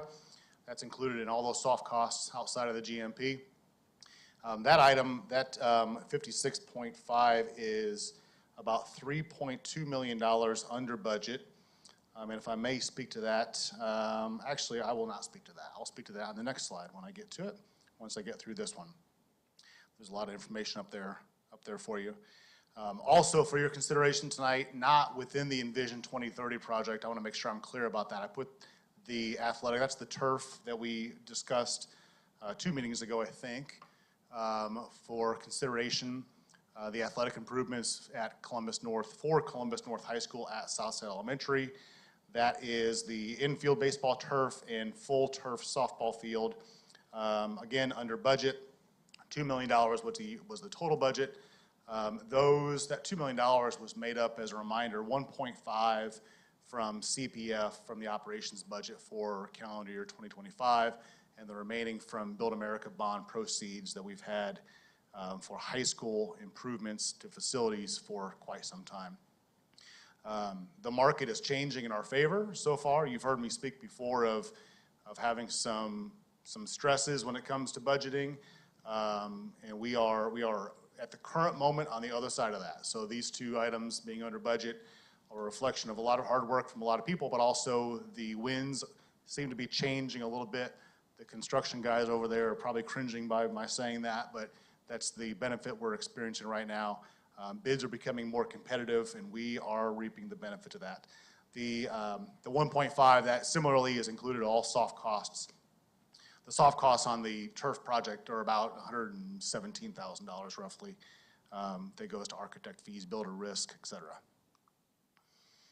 I have a few slides in here just to walk through what you have, samples, not taking through all 80 pages that you have in your board packet, but a few that I'll walk through here. Thanks to Jacob, Alex, and Josh from Taylor Brothers and Pepper Construction. 2 Taylors and 1 Pepper over here today. Thanks for their involvement in the work. And I want to mention also, this project has been quite a treat for me personally. And I mention this because I had a phone call from somebody just last week, and they were curious on the if you build a beautiful building and you have a world-renowned architect from Boston come in and design the building, is it more expensive, was basically the question. And the answer is no. So I told them, and you've heard me say this before, that for the size of a building that we're going to build here, $60 million is about $60 million in Evansville versus Fort Wayne versus somewhere else. And that's the case here too. The team was very budget-minded, including Eric Haller and his team, and you'll see that as we work through here, and this is the result. Again, I won't speak to tremendous amounts of detail on this unless you have questions. This is the GMP summary. It looks a little bit different in formatting than what you're used to from the other projects, but the context is the same. So line number 1, those are all accepted bids. I think the Pepper and Taylor Brothers team had 26 or 27 bid categories, and all of those have been fulfilled, minus the elevator that is in the allowance at the bottom. The accepted bids include all alternates. So the teacher team had a list of alternates that they were interested in, and we basically said if we can afford it, we would love to do that, and so far it looks like we can. So those are included, all alternates. The next items are contingency, reimbursables, insurance, bonds, the staffing fee to the construction managers, the construction manager fees, and the miscellaneous allowances. Those include an allowance for the elevator that I mentioned. Also, that's where we carry the owners, contingencies, and unforeseens. Small font, but just for an example, in your packet there are, I think, 6 pages or so of all the bid categories. The number of bidders on the right-hand side, we had really good bid coverage on these bid openings, which we are reaping the benefits of. And they also include the alternates. So at the very bottom, under the electrical category, you can see that there was an alternate accepted there, and that one is probably for motorized shades, roller shades that are on the clear story upper windows in the gym and cafeteria. Again, just one example of what's in your packet, but project schedule that you can look through. A couple other items that you may not have seen quite yet, but some site logistics, fencing, gates for the proposed site, construction laydown area as designed by Pepper and Taylor Brothers, where contractors will stage, and again, the reminder of the general layout of the building. Next, this is the Columbus North Athletic Turf Project. A couple of slides here, and then I'll talk about our lease rental bond process that you also have for consideration. So these are the drawings of the north baseball field. I have this up here to point out that the outfield fence of this project will actually move in about 20 feet. There's a tremendous amount of sideline grass that we want to correct. So the infield is going to move back, home plate will move back about 20 feet, and so we don't have to have Major League Baseball players actually have any chance to hit the ball over the fence. At 390 feet, the outfield fence will also move in as a result of that. As part of the project, this is an image of the north baseball infield. As a reminder, it's turf only for the infield, the same as what East currently has. You'll see on the outside there, those are bullpens, and that's the scope of the work there. So no dugout work, no work to the pavilion, the building, or anything else for baseball. This is the softball. Again, if you overlay a softball diamond onto a baseball field, it is just a little bit bigger than the infield of a baseball field. So similarly, bullpen work there, no dugout work. But that's a full turf softball field at Columbus North, for Columbus North High School at Southside Elementary. Again, very similar to what is currently featured at Columbus East High School. A quick synopsis of, we were asked a few questions last time we spoke of this, that those were sent to you in a Friday note via email regarding some questions. I'm happy to answer questions that you may have, but I do have an item on here, the third bullet down, about our difficulty to maintain natural grass fields to the appropriate standard. The appropriate standard would be at a professional level that your, obviously your Major League Baseball teams are going to be able to satisfy some of your large Division I baseball programs at large colleges, that sort of thing. I have a note on here for an immediate need. That includes about $160,000, $170,000 of equipment. We rely currently on Parks and Rec to maintain our baseball and softball fields. Columbus Parks and Rec, they are looking towards and moving towards turf fields also.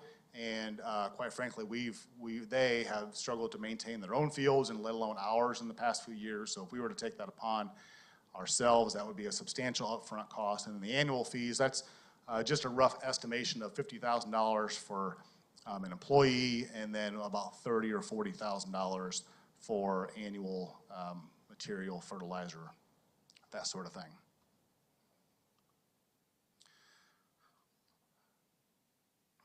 Turning pages a little bit, you have 2 items for your consideration, also relative to bond issuance for calendar year 2025, budget 2026.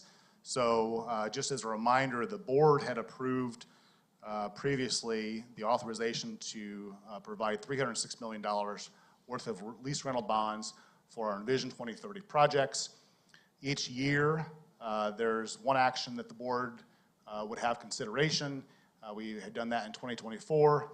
The $44 million that you see that was authorized from 2024, those are the projects that they went to and that they're going towards. A couple of notes on that. If you add up that column, you will not get to $44 million. It's actually a little bit more than that because we receive bond premium on top of that that we roll into the projects.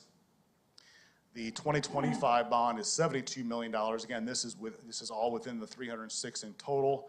And if you look across, pick a building, Northside Middle School, that is a reminder, that's a $50 million project. So the completion, I don't have the math in front of me, and I'm not going to try to do it and mess it up. But so we will, in the 2026 bond issuance for your consideration, that would be the final 3rd year of our acquiring that funding to finish Northside Middle School at the $50 million. So most of the larger projects are over 3-year cycles that you'll see.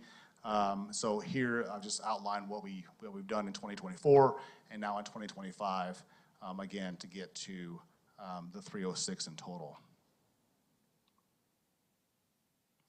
So in summary, the actions of our request for you this evening: award the GMP, guarantee maximum price for Maple Grove Elementary, approve the bids for the Columbus North Athletic Improvement Turf, and you can see the funding sources that I mentioned, adopt the resolution to reapprove the building corporation, and adopt the resolution to allow us to sell bonds at the end of September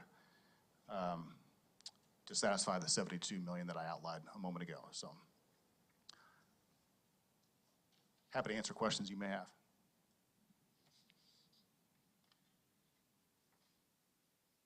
Dr. Bozeman, on the turf, can you remind me the useful life of the investment?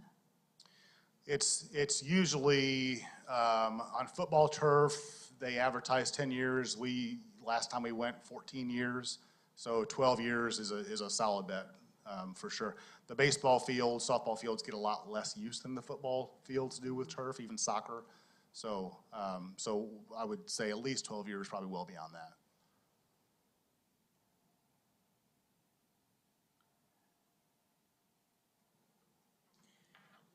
With the costs you showed prior to this slide, do you have the financing cost that goes with that? Those are the bond costs, right? So 72 million plus financing, or is financing included in that? No, that would be in addition to, so about 108 in total. Yeah, so another $30 million on top of that. That was the estimate that we had received. Yeah, we won't know until we sell them, obviously, but that was the estimate when I asked. Yeah. How do we pay for that? Do we have to do an approval for that at some point? That's on the agenda for this evening, the 2 approval items for the building corporation. For the 38 million now? Because I don't know that I saw a number of 38. Was there a number of 38? I don't recall seeing that. No, there's not. Yeah, that's why I didn't think it was. This never has been part of the approval. Part of the approval process does not include, it includes the approval to sell the bonds for $72 million.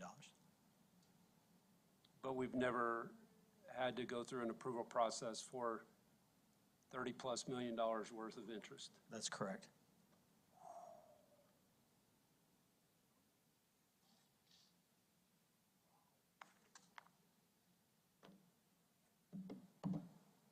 Others? One more question. I'll channel Mr. Glick, who I think last time we discussed turf asked a question about safety, which I think you've provided some information to the board outside of this. Could you just summarize for us the debate and the discussion around safety of turf and what we've concluded?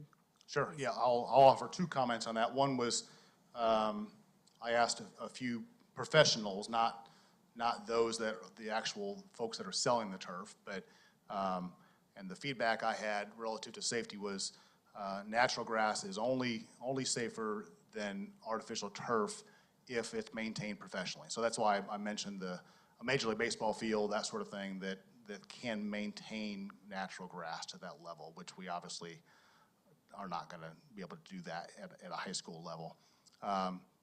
Ask the athletic directors and the trainers if they've noticed any additional injuries as a result of most recently putting in turf at East Baseball and the soccer complex, and the answer was no.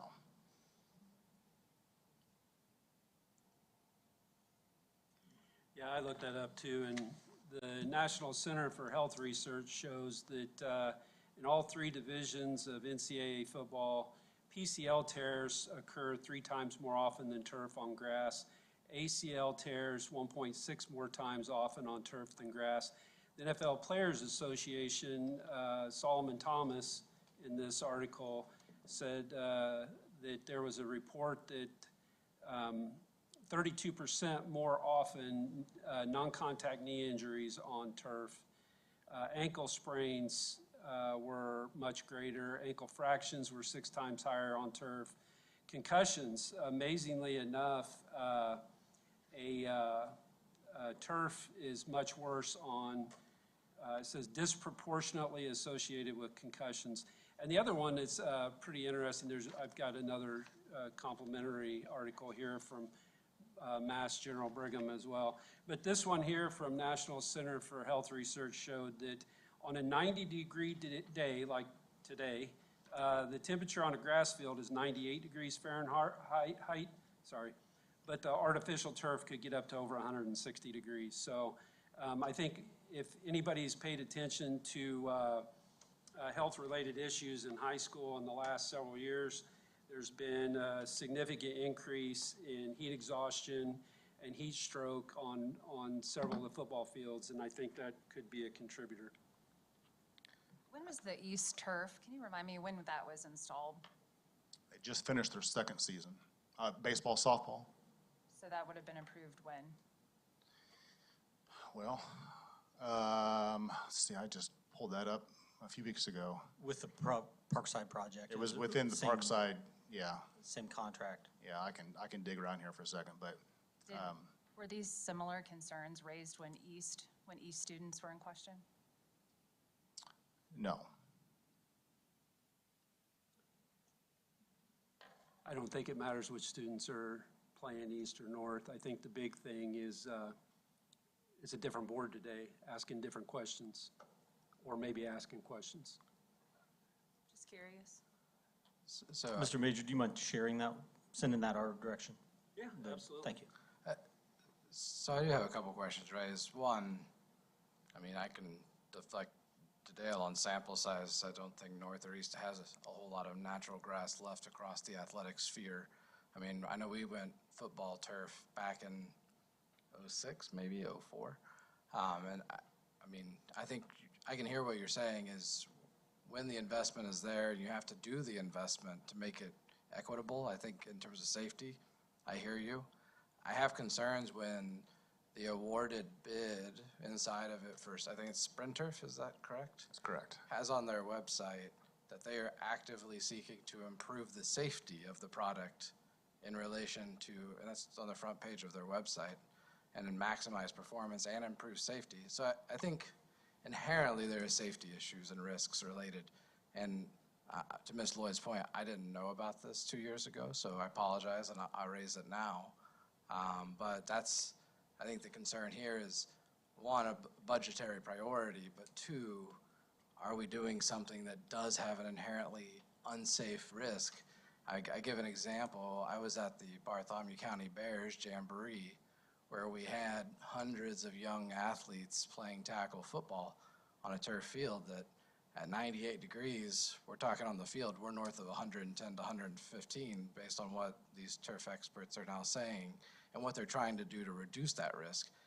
The technology is just not there according to most of their websites, and they're trying, they're actively trying in good faith, but it's not there yet to be able to match that of natural grass if properly maintained, and 100% caveat is fair.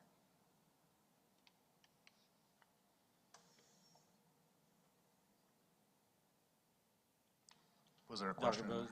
No, I just want to make sure I'm clear that we are happy to take direction at the board's wish to review all of our existing turf and or grass athletic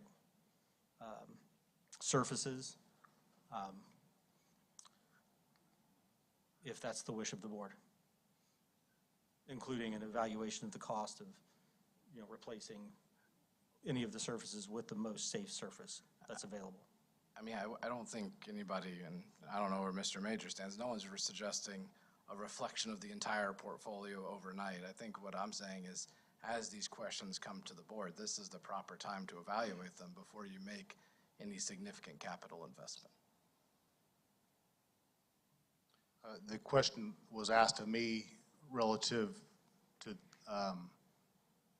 to this slide and the information that was shared previously. And we have not, some of the things you're citing, we've not experienced that here. Quite frankly, if we had, I would not bring this to you for consideration.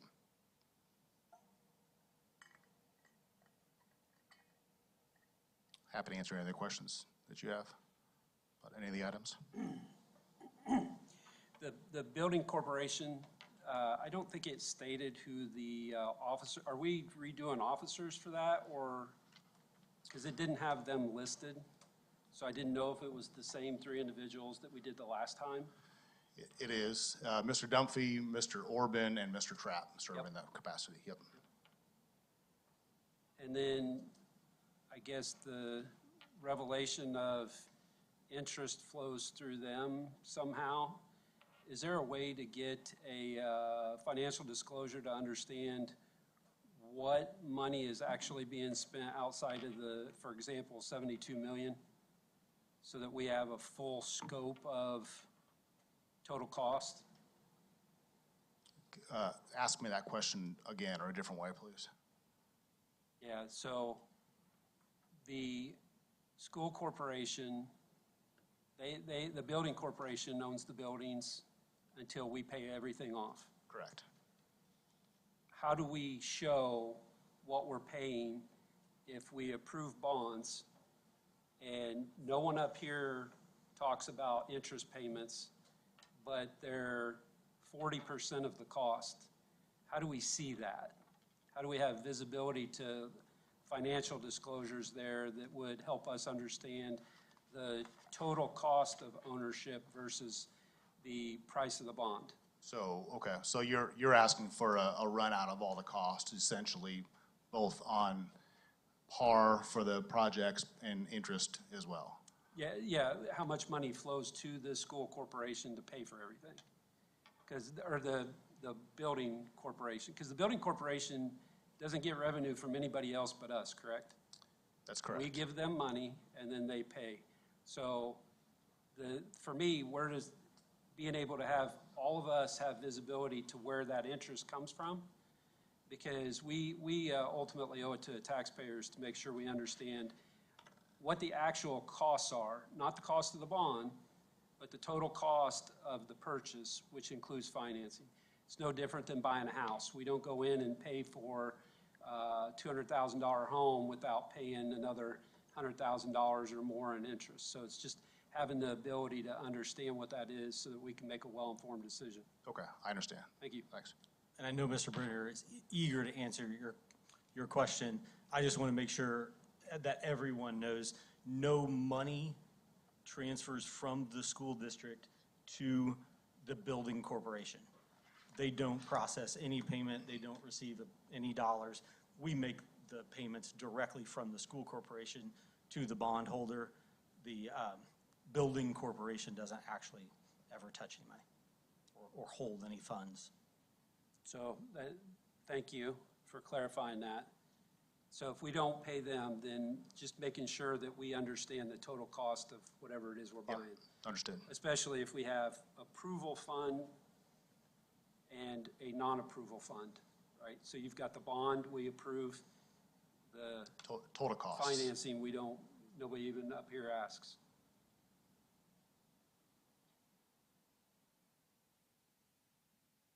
Any other questions? I think Mr. Brenner is got an answer to part of that He's question. sticking around, isn't he? He does. Just when the bonds are sold, we get the payout. In the payout, it lists the bond payment, interest are listed separately. That comes to you as part of the budget process. When we do our debt service payments, we can show you the principal amount and the debt service amount that's in there. And that makes up the debt service fund, that makes up the budget for that. So you do have an approval every year as part of this process. And I just want to make sure, I completely understand where you're coming from, Mr. Major, and everyone has a right to know what that dollar amount is. What is the total dollar amount?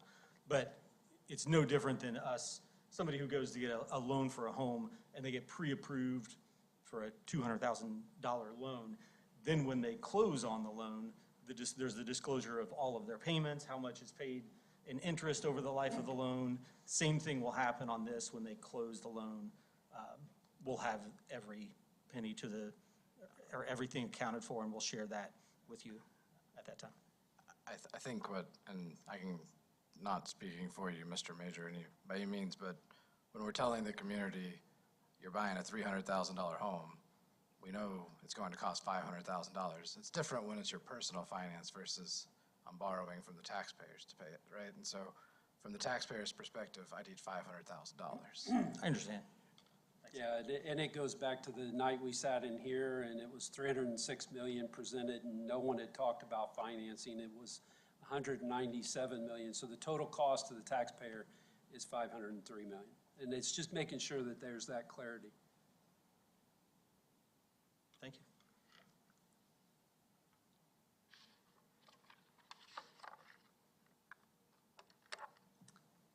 Okay, public comments. We had one individual who signed up. He crossed his name out. I happen to know this person, so I will follow up with him outside of this meeting and just understand what he may wanted to speak about and if there's anything he needs from us. So we'll skip through that.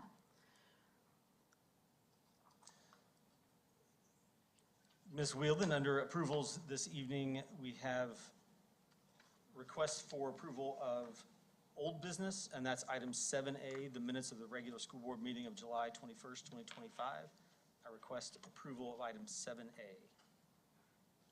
I move that we approve line item 7A as presented. Second. Thank you, Mr. Schultz and Mr. Nellen. Any comments or questions from the team on item 7A? Okay, all those in favor of approving item 7A, please say aye. Aye. Yes. All those opposed, please say nay.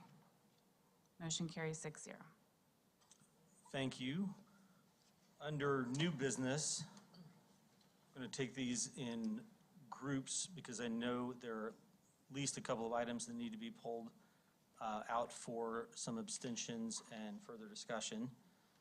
So we're going to take items 8A through 8D to start.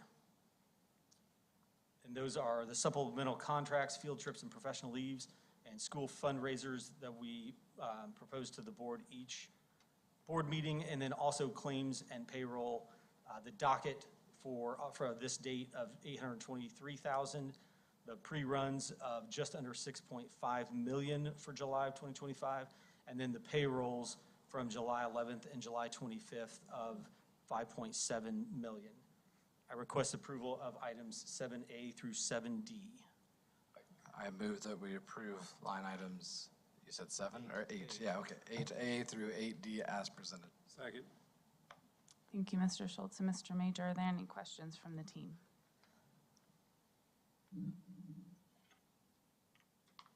Okay. All those in favor of approving items 8A through D, please say aye. Aye. All those opposed, please say nay. Motion carries 6-0. Thank you. I also, Ms. Lloyd let us know before the meeting that she needs to abstain from item 7E, Title I, Part A grant. I'm sorry, it's item 8. Apologies. Item 8E, the Title I, Part A grant. And so we'll take that one on its own. I request approval of item 7E, Title I, Part A grant. I move that we approve item 8E under new business, Title I, Part A grant. Second.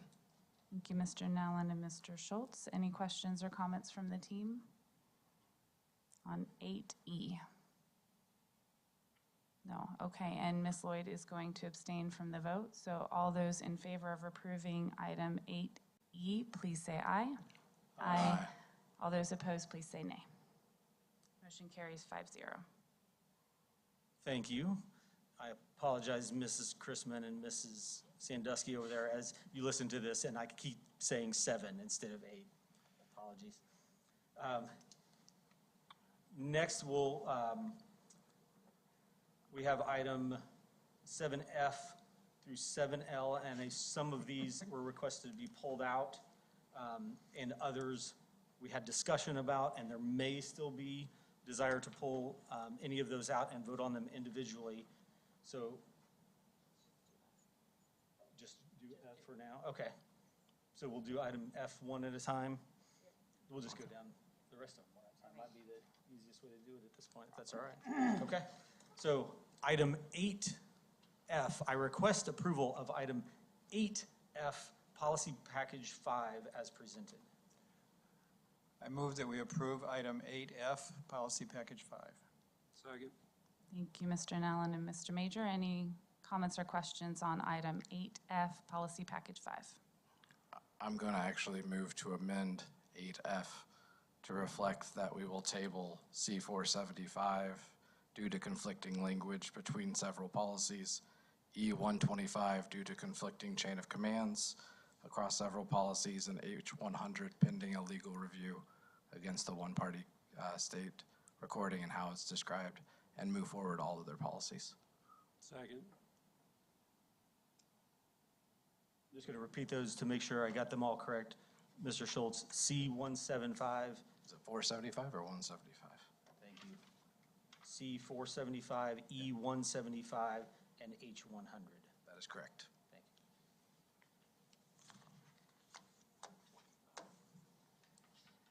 E E125. Yeah. Mike, why don't you repeat them for us so we all get it straight? Okay, you're the lawyer. C475, E125, H100. That is how I have it written as well. So. Okay. Oh, yeah, bingo. Okay, and the amendment that we would need to approve as a board, and I think it would be majority, carries, right, would be to pull those pending legal review. Okay. Does everyone understand what they're voting on? So the amendment would be to approve, would be to approve policies as presented, except for policy E125, C475, and H100 pending legal review. Well, and alignment of the chain of commands and the language of C475 with other policies as well. They're conflicting between policies.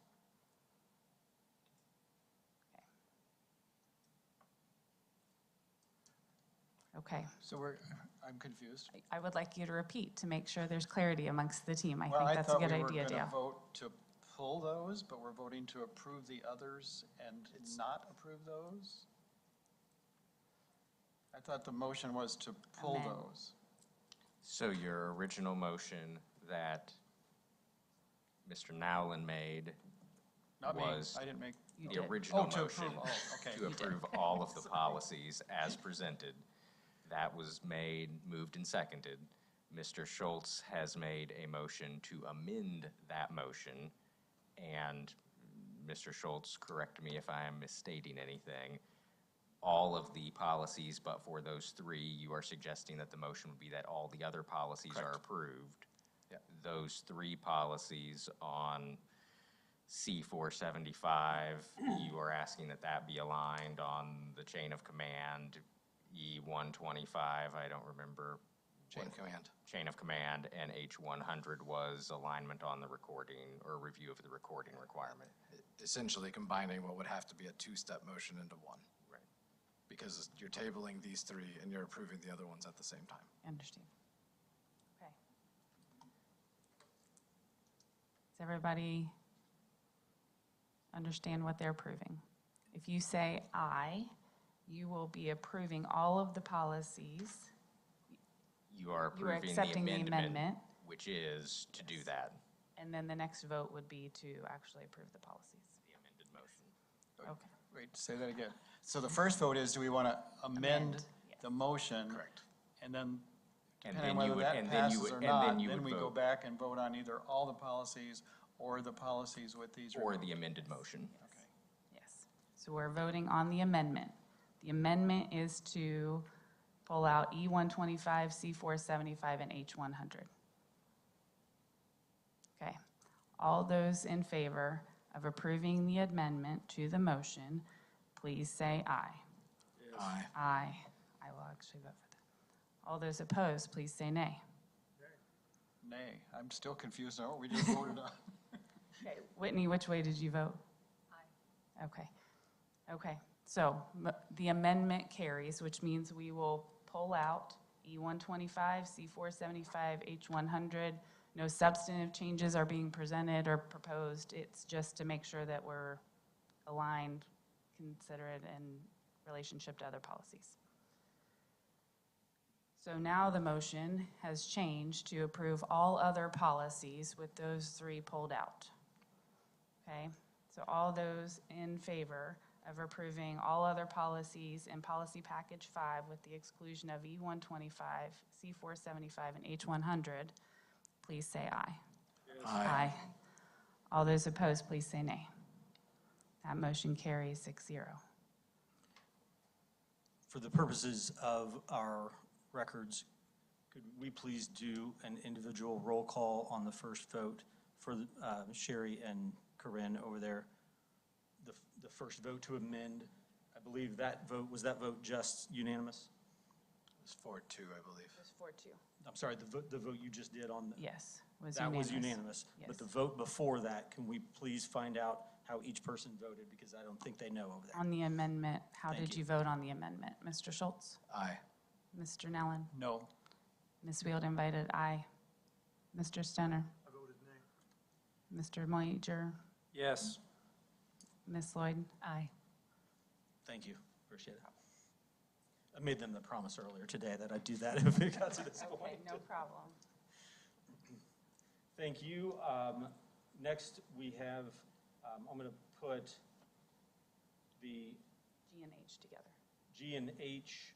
These are the approval of the bond issue for Envision 2030 of $72 million of principal. And that's item G and H. I request approval of item 8G and 8H as presented. I move that we approve line items 8G and H as presented. Second. Thank you, Mr. Schultz and Mr. Nellen. Any questions from the team? H has a new school in it.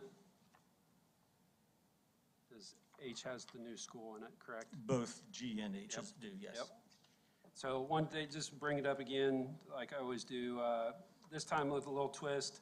On Tuesday, June 24th, I was up in Indianapolis with some other people here at the ISBA event, and they had a discussion topic on diving into enrollment, where it is now and where it is headed for you.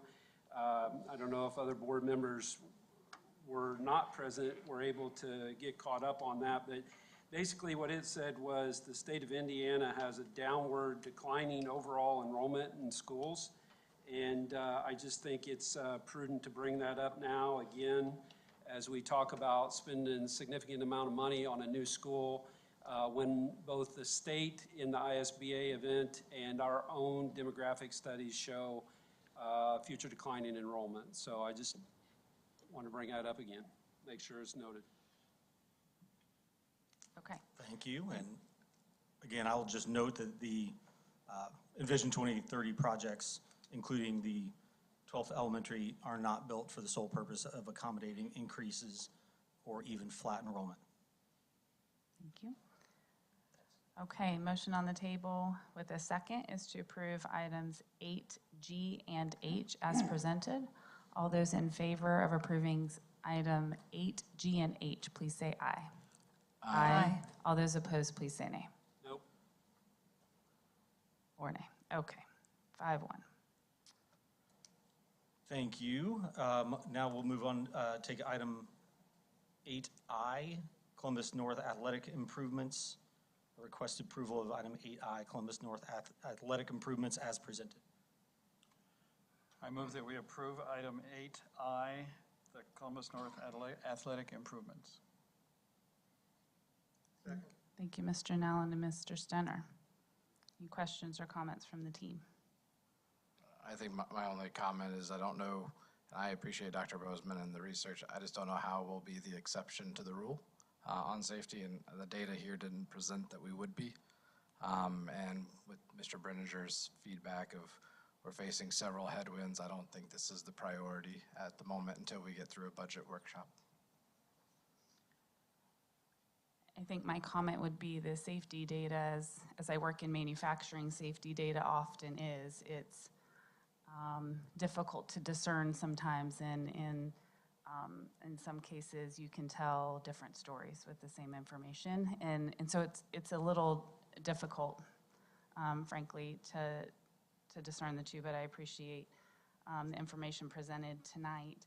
I would also say I think my math shows this is basically fiscally neutral. If you look at the life of turf versus the ongoing costs and the initial investment needed to get our field up to the standard. So I don't necessarily see it as a financial loser. I think it's about the same.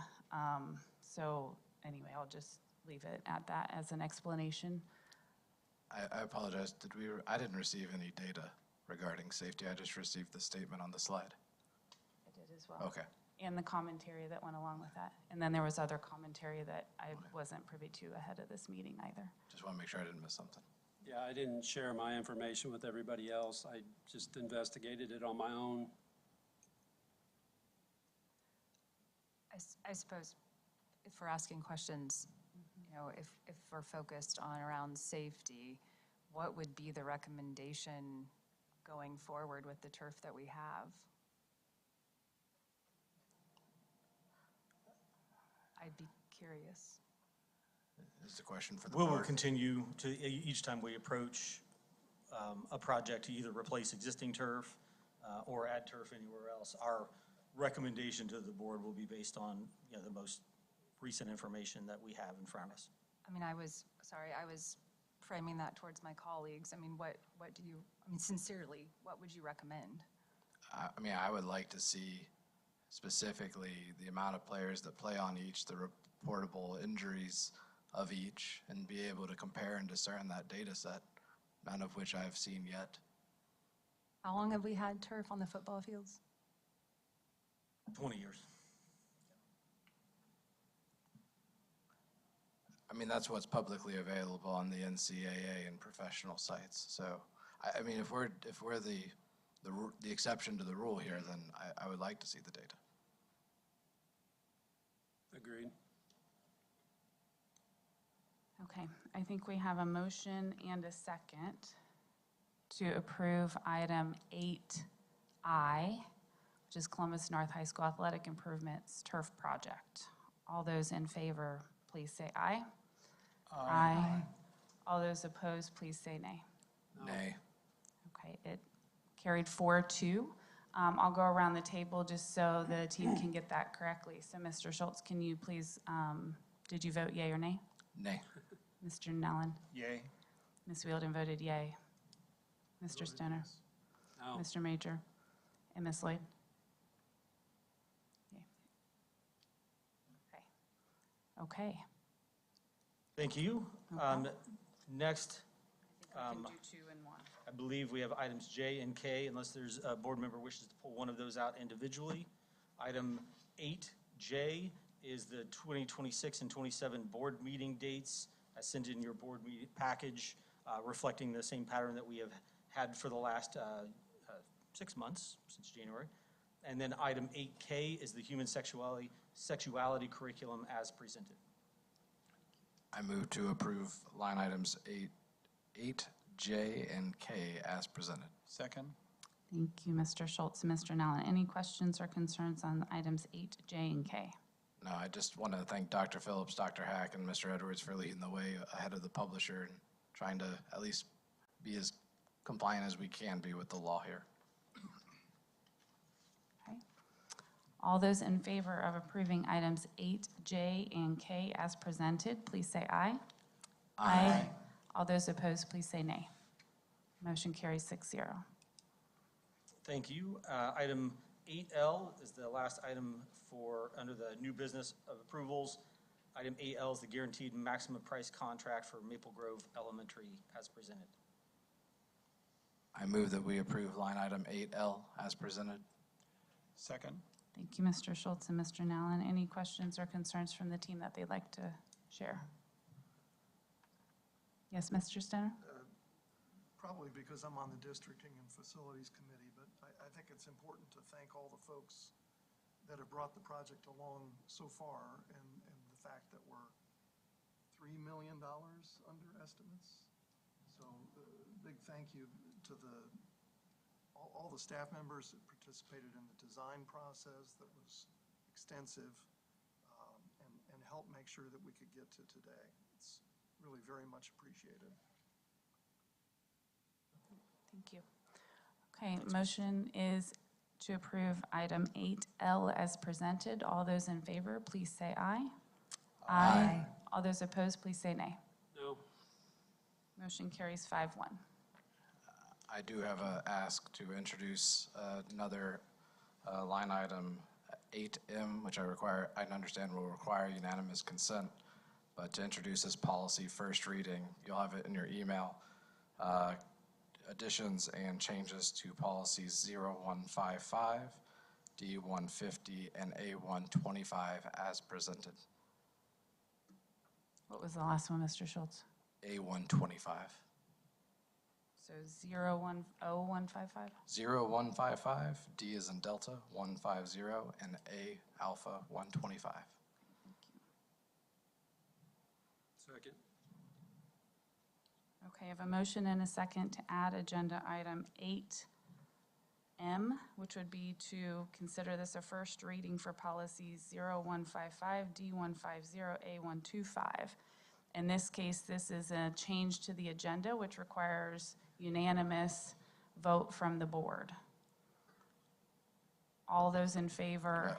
Discussion. Question or comments? Yes, of course. Thank you. Yeah, I was going to introduce just for awareness to those online, additions to 0155 would restrict ad hoc appointments to committees by the president without the board's approval outside of an emergency, still providing the flexibility within an emergency as outlined within board policies, but for those outside of an emergency would require majority of the board and visibility during a public meeting. Additions to policies D150 would include what I believe the spirit of the language would have been, is that the superintendent is there to appoint non-board members to any negotiation teams. And then for A125 would include conflict of interest statements when the party has knowingly or intentionally provided benefit to a school board member or employee to receive a contract with the corporation or a purchase made by the corporation. Right now, the conflict of interest statement is only if they were to financially derive benefit from a contract, not if they were to have already received one ahead of time. Okay, thank you. So I was just going to add here that I think I have this correct, that our policy for policies is that they're posted online for a time for the public to see, and we get a chance to read them. And then when we do the first reading, we're informed enough by ourselves and also from comments that we've received from the public as to whether we want a work session, a board work session before the second reading to discuss those. And when a policy's brought up, we got it in email. I think I saw it today. It was never posted online.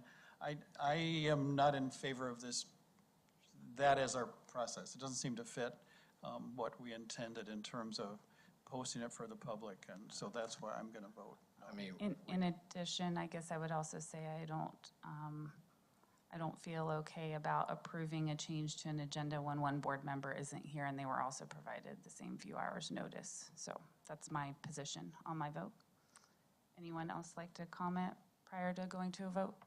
I didn't have time to read it, so I saw your email come in, I did not. So I'm not opposed to discussing those changes as we work on the policies moving forward. I'm absolutely open to that, but I feel like it would be irresponsible of me, honestly, to put it on the agenda without being prepared. I would like to amend your motion then to make tonight an introduction of those policies for our first reading at the next meeting. I'll second that. This would still require unanimous. When would we No, work because it's on an that, I amendment? guess. Sorry, Okay. still new. So, thank you, Mike. So, Mr. Major, the motion that was originally made was to amend the agenda and to consider these items this evening. Mr. Major has made a motion to amend that motion, essentially directing that these policies be put on for the next meeting. That we do not have we do not have a pre-first reading for normal policies here at our board meeting, but I think the effect of that action is that it is to ensure that they are on the agenda. So you'd be voting initially, do you want to amend the motion that has been made to direct these policies to be on the next meeting's agenda? In which time, I believe we have more than 14 days between now and the next meeting. Okay. Will we work on these policies? I'm still Well, learning the Yeah, stuff here. I think So first reading. Well, if we could also just clarify as a team, we reviewed policy package 5 today. Policy package 6 has already been set and put together. We're working on it now, yes. So, and it includes how many policies, Dr. Phillips? Probably 15 or so, 14, thank you, correct. Well, the policies that you're talking about, Logan, will they organically be in a packet moving forward? No, not based on the current state, because they've already been reviewed and approved later in the fall, last year. So I don't remember all three. One was just approved in April, right? Correct. I believe so. I'd have to go back and look. So I'm a little unclear why we're Reviewing it twice and seeing. reviewing a policy that we just approved in April. Just from an efficiency perspective, since we have a lot of policies to look at down the road. I'll make a third proposal, just to make things even more This isn't an amendment, though. Okay, if I can just. I can't make. You an can't amendment. make I would make a amendments. suggestion to the board that in advance of putting these on a third reading, we actually schedule a work session. So that I know what to put in the proposal that I bring to you in a first reading, that it's, as opposed to waiting and doing that between the September and October meeting. That would be my request of the board. I would be open To to a help work us session. with legal counsel, to help us draft those as a group, or at least the language that's in question. Thank you, Dr. Phillips. I'd like to point out, team, we don't have to do these motions and amendments. We could just communicate as a team ahead of time on things like this and try to put them in a streamlined fashion. So I hope we can get better at that going forward, just for the efficiency of the meeting and our content in the future. Thank you, Dr. Phillips, for that suggestion. So right now we have an amendment that we need to align on. So the amended motion is to add this as a first reading for our next board meeting on policies 0155, D150, and A125. All those in favor of the amended motion, please say aye. Yes. Aye. All those opposed, please say nay.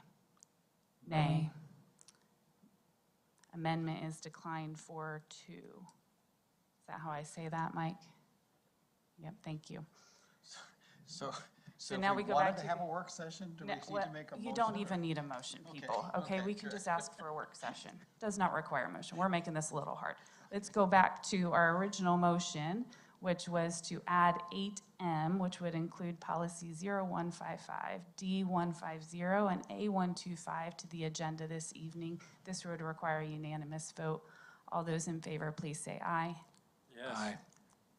All those opposed, please say nay. Nay. Motion is declined 4-2. Okay. Thank you.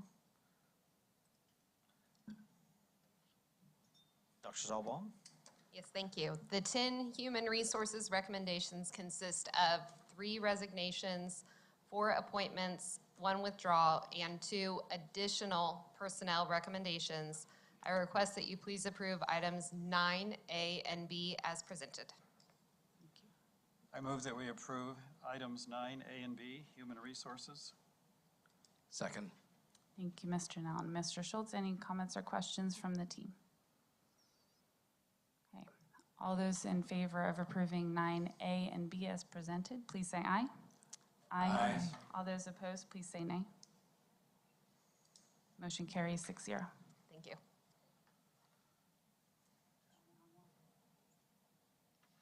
Okay, board input and review. Ms. Lloyd, would you like to start? I really enjoyed the recognitions at the beginning of the meeting.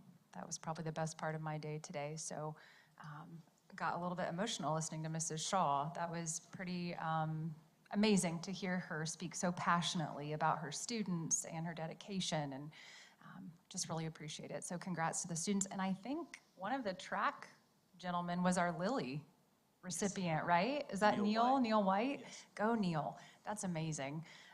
So thank you for bringing them to us and letting us celebrate with them. That's wonderful. My kid had a great start to the school year, so I hope everyone did the same. Thank you to our teachers and all of the support staff and everybody involved in getting our 11,000 plus kiddos safely to and from and kicking off the school year right. Yeah, I just wanted to welcome everybody back to school and hope that everyone enjoys their experience this year. There's new teachers, new students, parents that are new to schools, and many others that are going to do this for the first time, and for those that are doing it for the last. So I want to make sure everybody has a safe, wonderful year this year. Wanted to share something too that I got on a Facebook post that said, the reason for this post was I was told today that a student went through the lunch line and said, "Do we really get free lunch?" When she was told yes, she looked at the wonderful cafeteria lady and said, "Bless you." So this person was thankful for having at least a couple of schools get added to the free lunch. So thank you.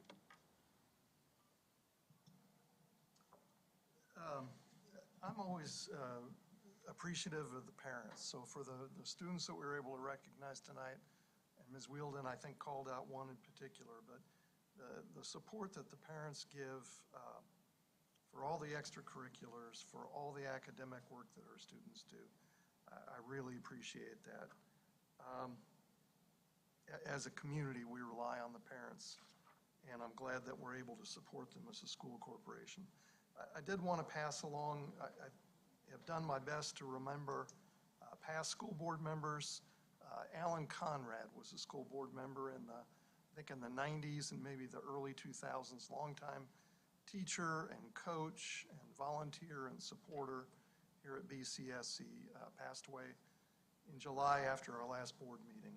And I remember talking with him and working with him. He still has family in town. And we remember Alan Conrad and his service. Dr. Phillips, do you have anything? I do. Just echoing everyone's welcome. It was a great start to the school year last week, and I have to point out how much of a miracle that it is every year. I mean, people always ask, are you ready for school to start? And I always say, ready or not, here they come. And it's a small miracle that on Tuesday of last week, we didn't run a single bus. We didn't pick up a single kid. And then on Wednesday, we picked up thousands of students and drove hundreds of miles across the county and got every student back safely. We didn't serve a single meal on Tuesday. Turned around on Wednesday, served thousands and thousands of meals to students, many of them for free, thanks to your action. So thanks to everybody echoing that thank you. And then 2 things for the future I want to point out. Before our next meeting, first, next weekend is the Exhibit Columbus opening weekend. We have 2 student exhibits as part of that, one with our high school C4 students and Darren Johnson. And so please go see that exhibit. And then also our STEM, 5th and 6th grade STEM lab students worked on an exhibit. It's the first time I believe it's the first time we've had 2 student exhibits as part of that. The second part of that announcement is between now and the next board meeting is Rivalry Week. And so we continue to be able to fill that week with as many of our Northeast events as possible. We've got girls golf, boys tennis, cross country, girls soccer, boys soccer, and football all in 5 days between Monday and Friday. So come out, use your Legacy Pass, support our students in some of the most fun rivalry events you'll ever see. I'd also like to thank all teachers and staff. My kids are finally as tired as I am when I come home, which has made me feel much better, and they are safe and happy in school. I also didn't want to take away from Julie and Dr. Phillips and her recognition, but I did write her a letter, and I wanted to just read that and gush on her a little bit more before I pass it off. Dear Officer Julie, I'd like to extend my heartfelt congratulations on your remarkable milestone, 20 years of dedicated service to our community through the Columbus Police Department. Your journey has been nothing short of inspiring. In 2014, you helped launch a small but mighty team of 2 school resource officers and began your impactful work, Columbus East High School. For the next 5 years, your commitment to excellence was evident in every interaction. You fostered a sense of safety and security, but more importantly, you built genuine positive relationships with the students, leaving a lasting impression on countless young lives. Your resume is a testament to your unwavering dedication to safety and the education in our state and community. From serving as a DARE officer, field training officer, and physical tactics instructor, to leading as the former president of the State of Indiana SRR Group, and becoming a certified instructor with the National Association of School Resource Officers. You have consistently gone above and beyond. One of the most memorable examples of your commitment was the female safety course you held for high school seniors preparing to graduate. It was your way of giving one last gift, equipping them with the skills and confidence to navigate the world safely. For more than half of your career, you've been a guardian for our children. And while you may be retiring in this role, I suspect that you're not done making a difference. I, for one, can't wait to see what you do next. Thank you, Julie, for your service, your leadership, and the heart you poured into this post. You've made this community better, safer, and stronger. With deep appreciation. Thank you, Wilton. We wish her the best. I want to also thank all the people that helped get school off to a good start. But in particular, I want to thank Dr. Stahlbaum and her team for the hard work of staffing our classrooms and our schools. And I want to thank Mr. McIver for guiding us through the meeting when we're not sure where we're going. And I want to thank Mr. Edwards and Dr. Laura Hack for helping us maneuver state laws that sometimes are hard to coordinate with textbook requirements and things, but working on some of the tough things, getting us through that. And finally, I also really appreciated hearing what Amelia Shaw had to say, particularly her student stories. I love hearing student stories. So I will tell you one student story. So a former student of mine hiked the 100-mile wilderness with me. He has his master's degree in international economics, and he is an economics researcher for the Federal Reserve. And my son-in-law also hiked, he's the Old Testament professor at Christian Theological Seminary. So as you can imagine, we had some interesting conversations as we hiked the 100-mile wilderness. But I would also like to thank the people who have donated to the School Foundation in honor of that hike. We are close to $3,000 the last time I checked, and I appreciate every one of them. So thank you.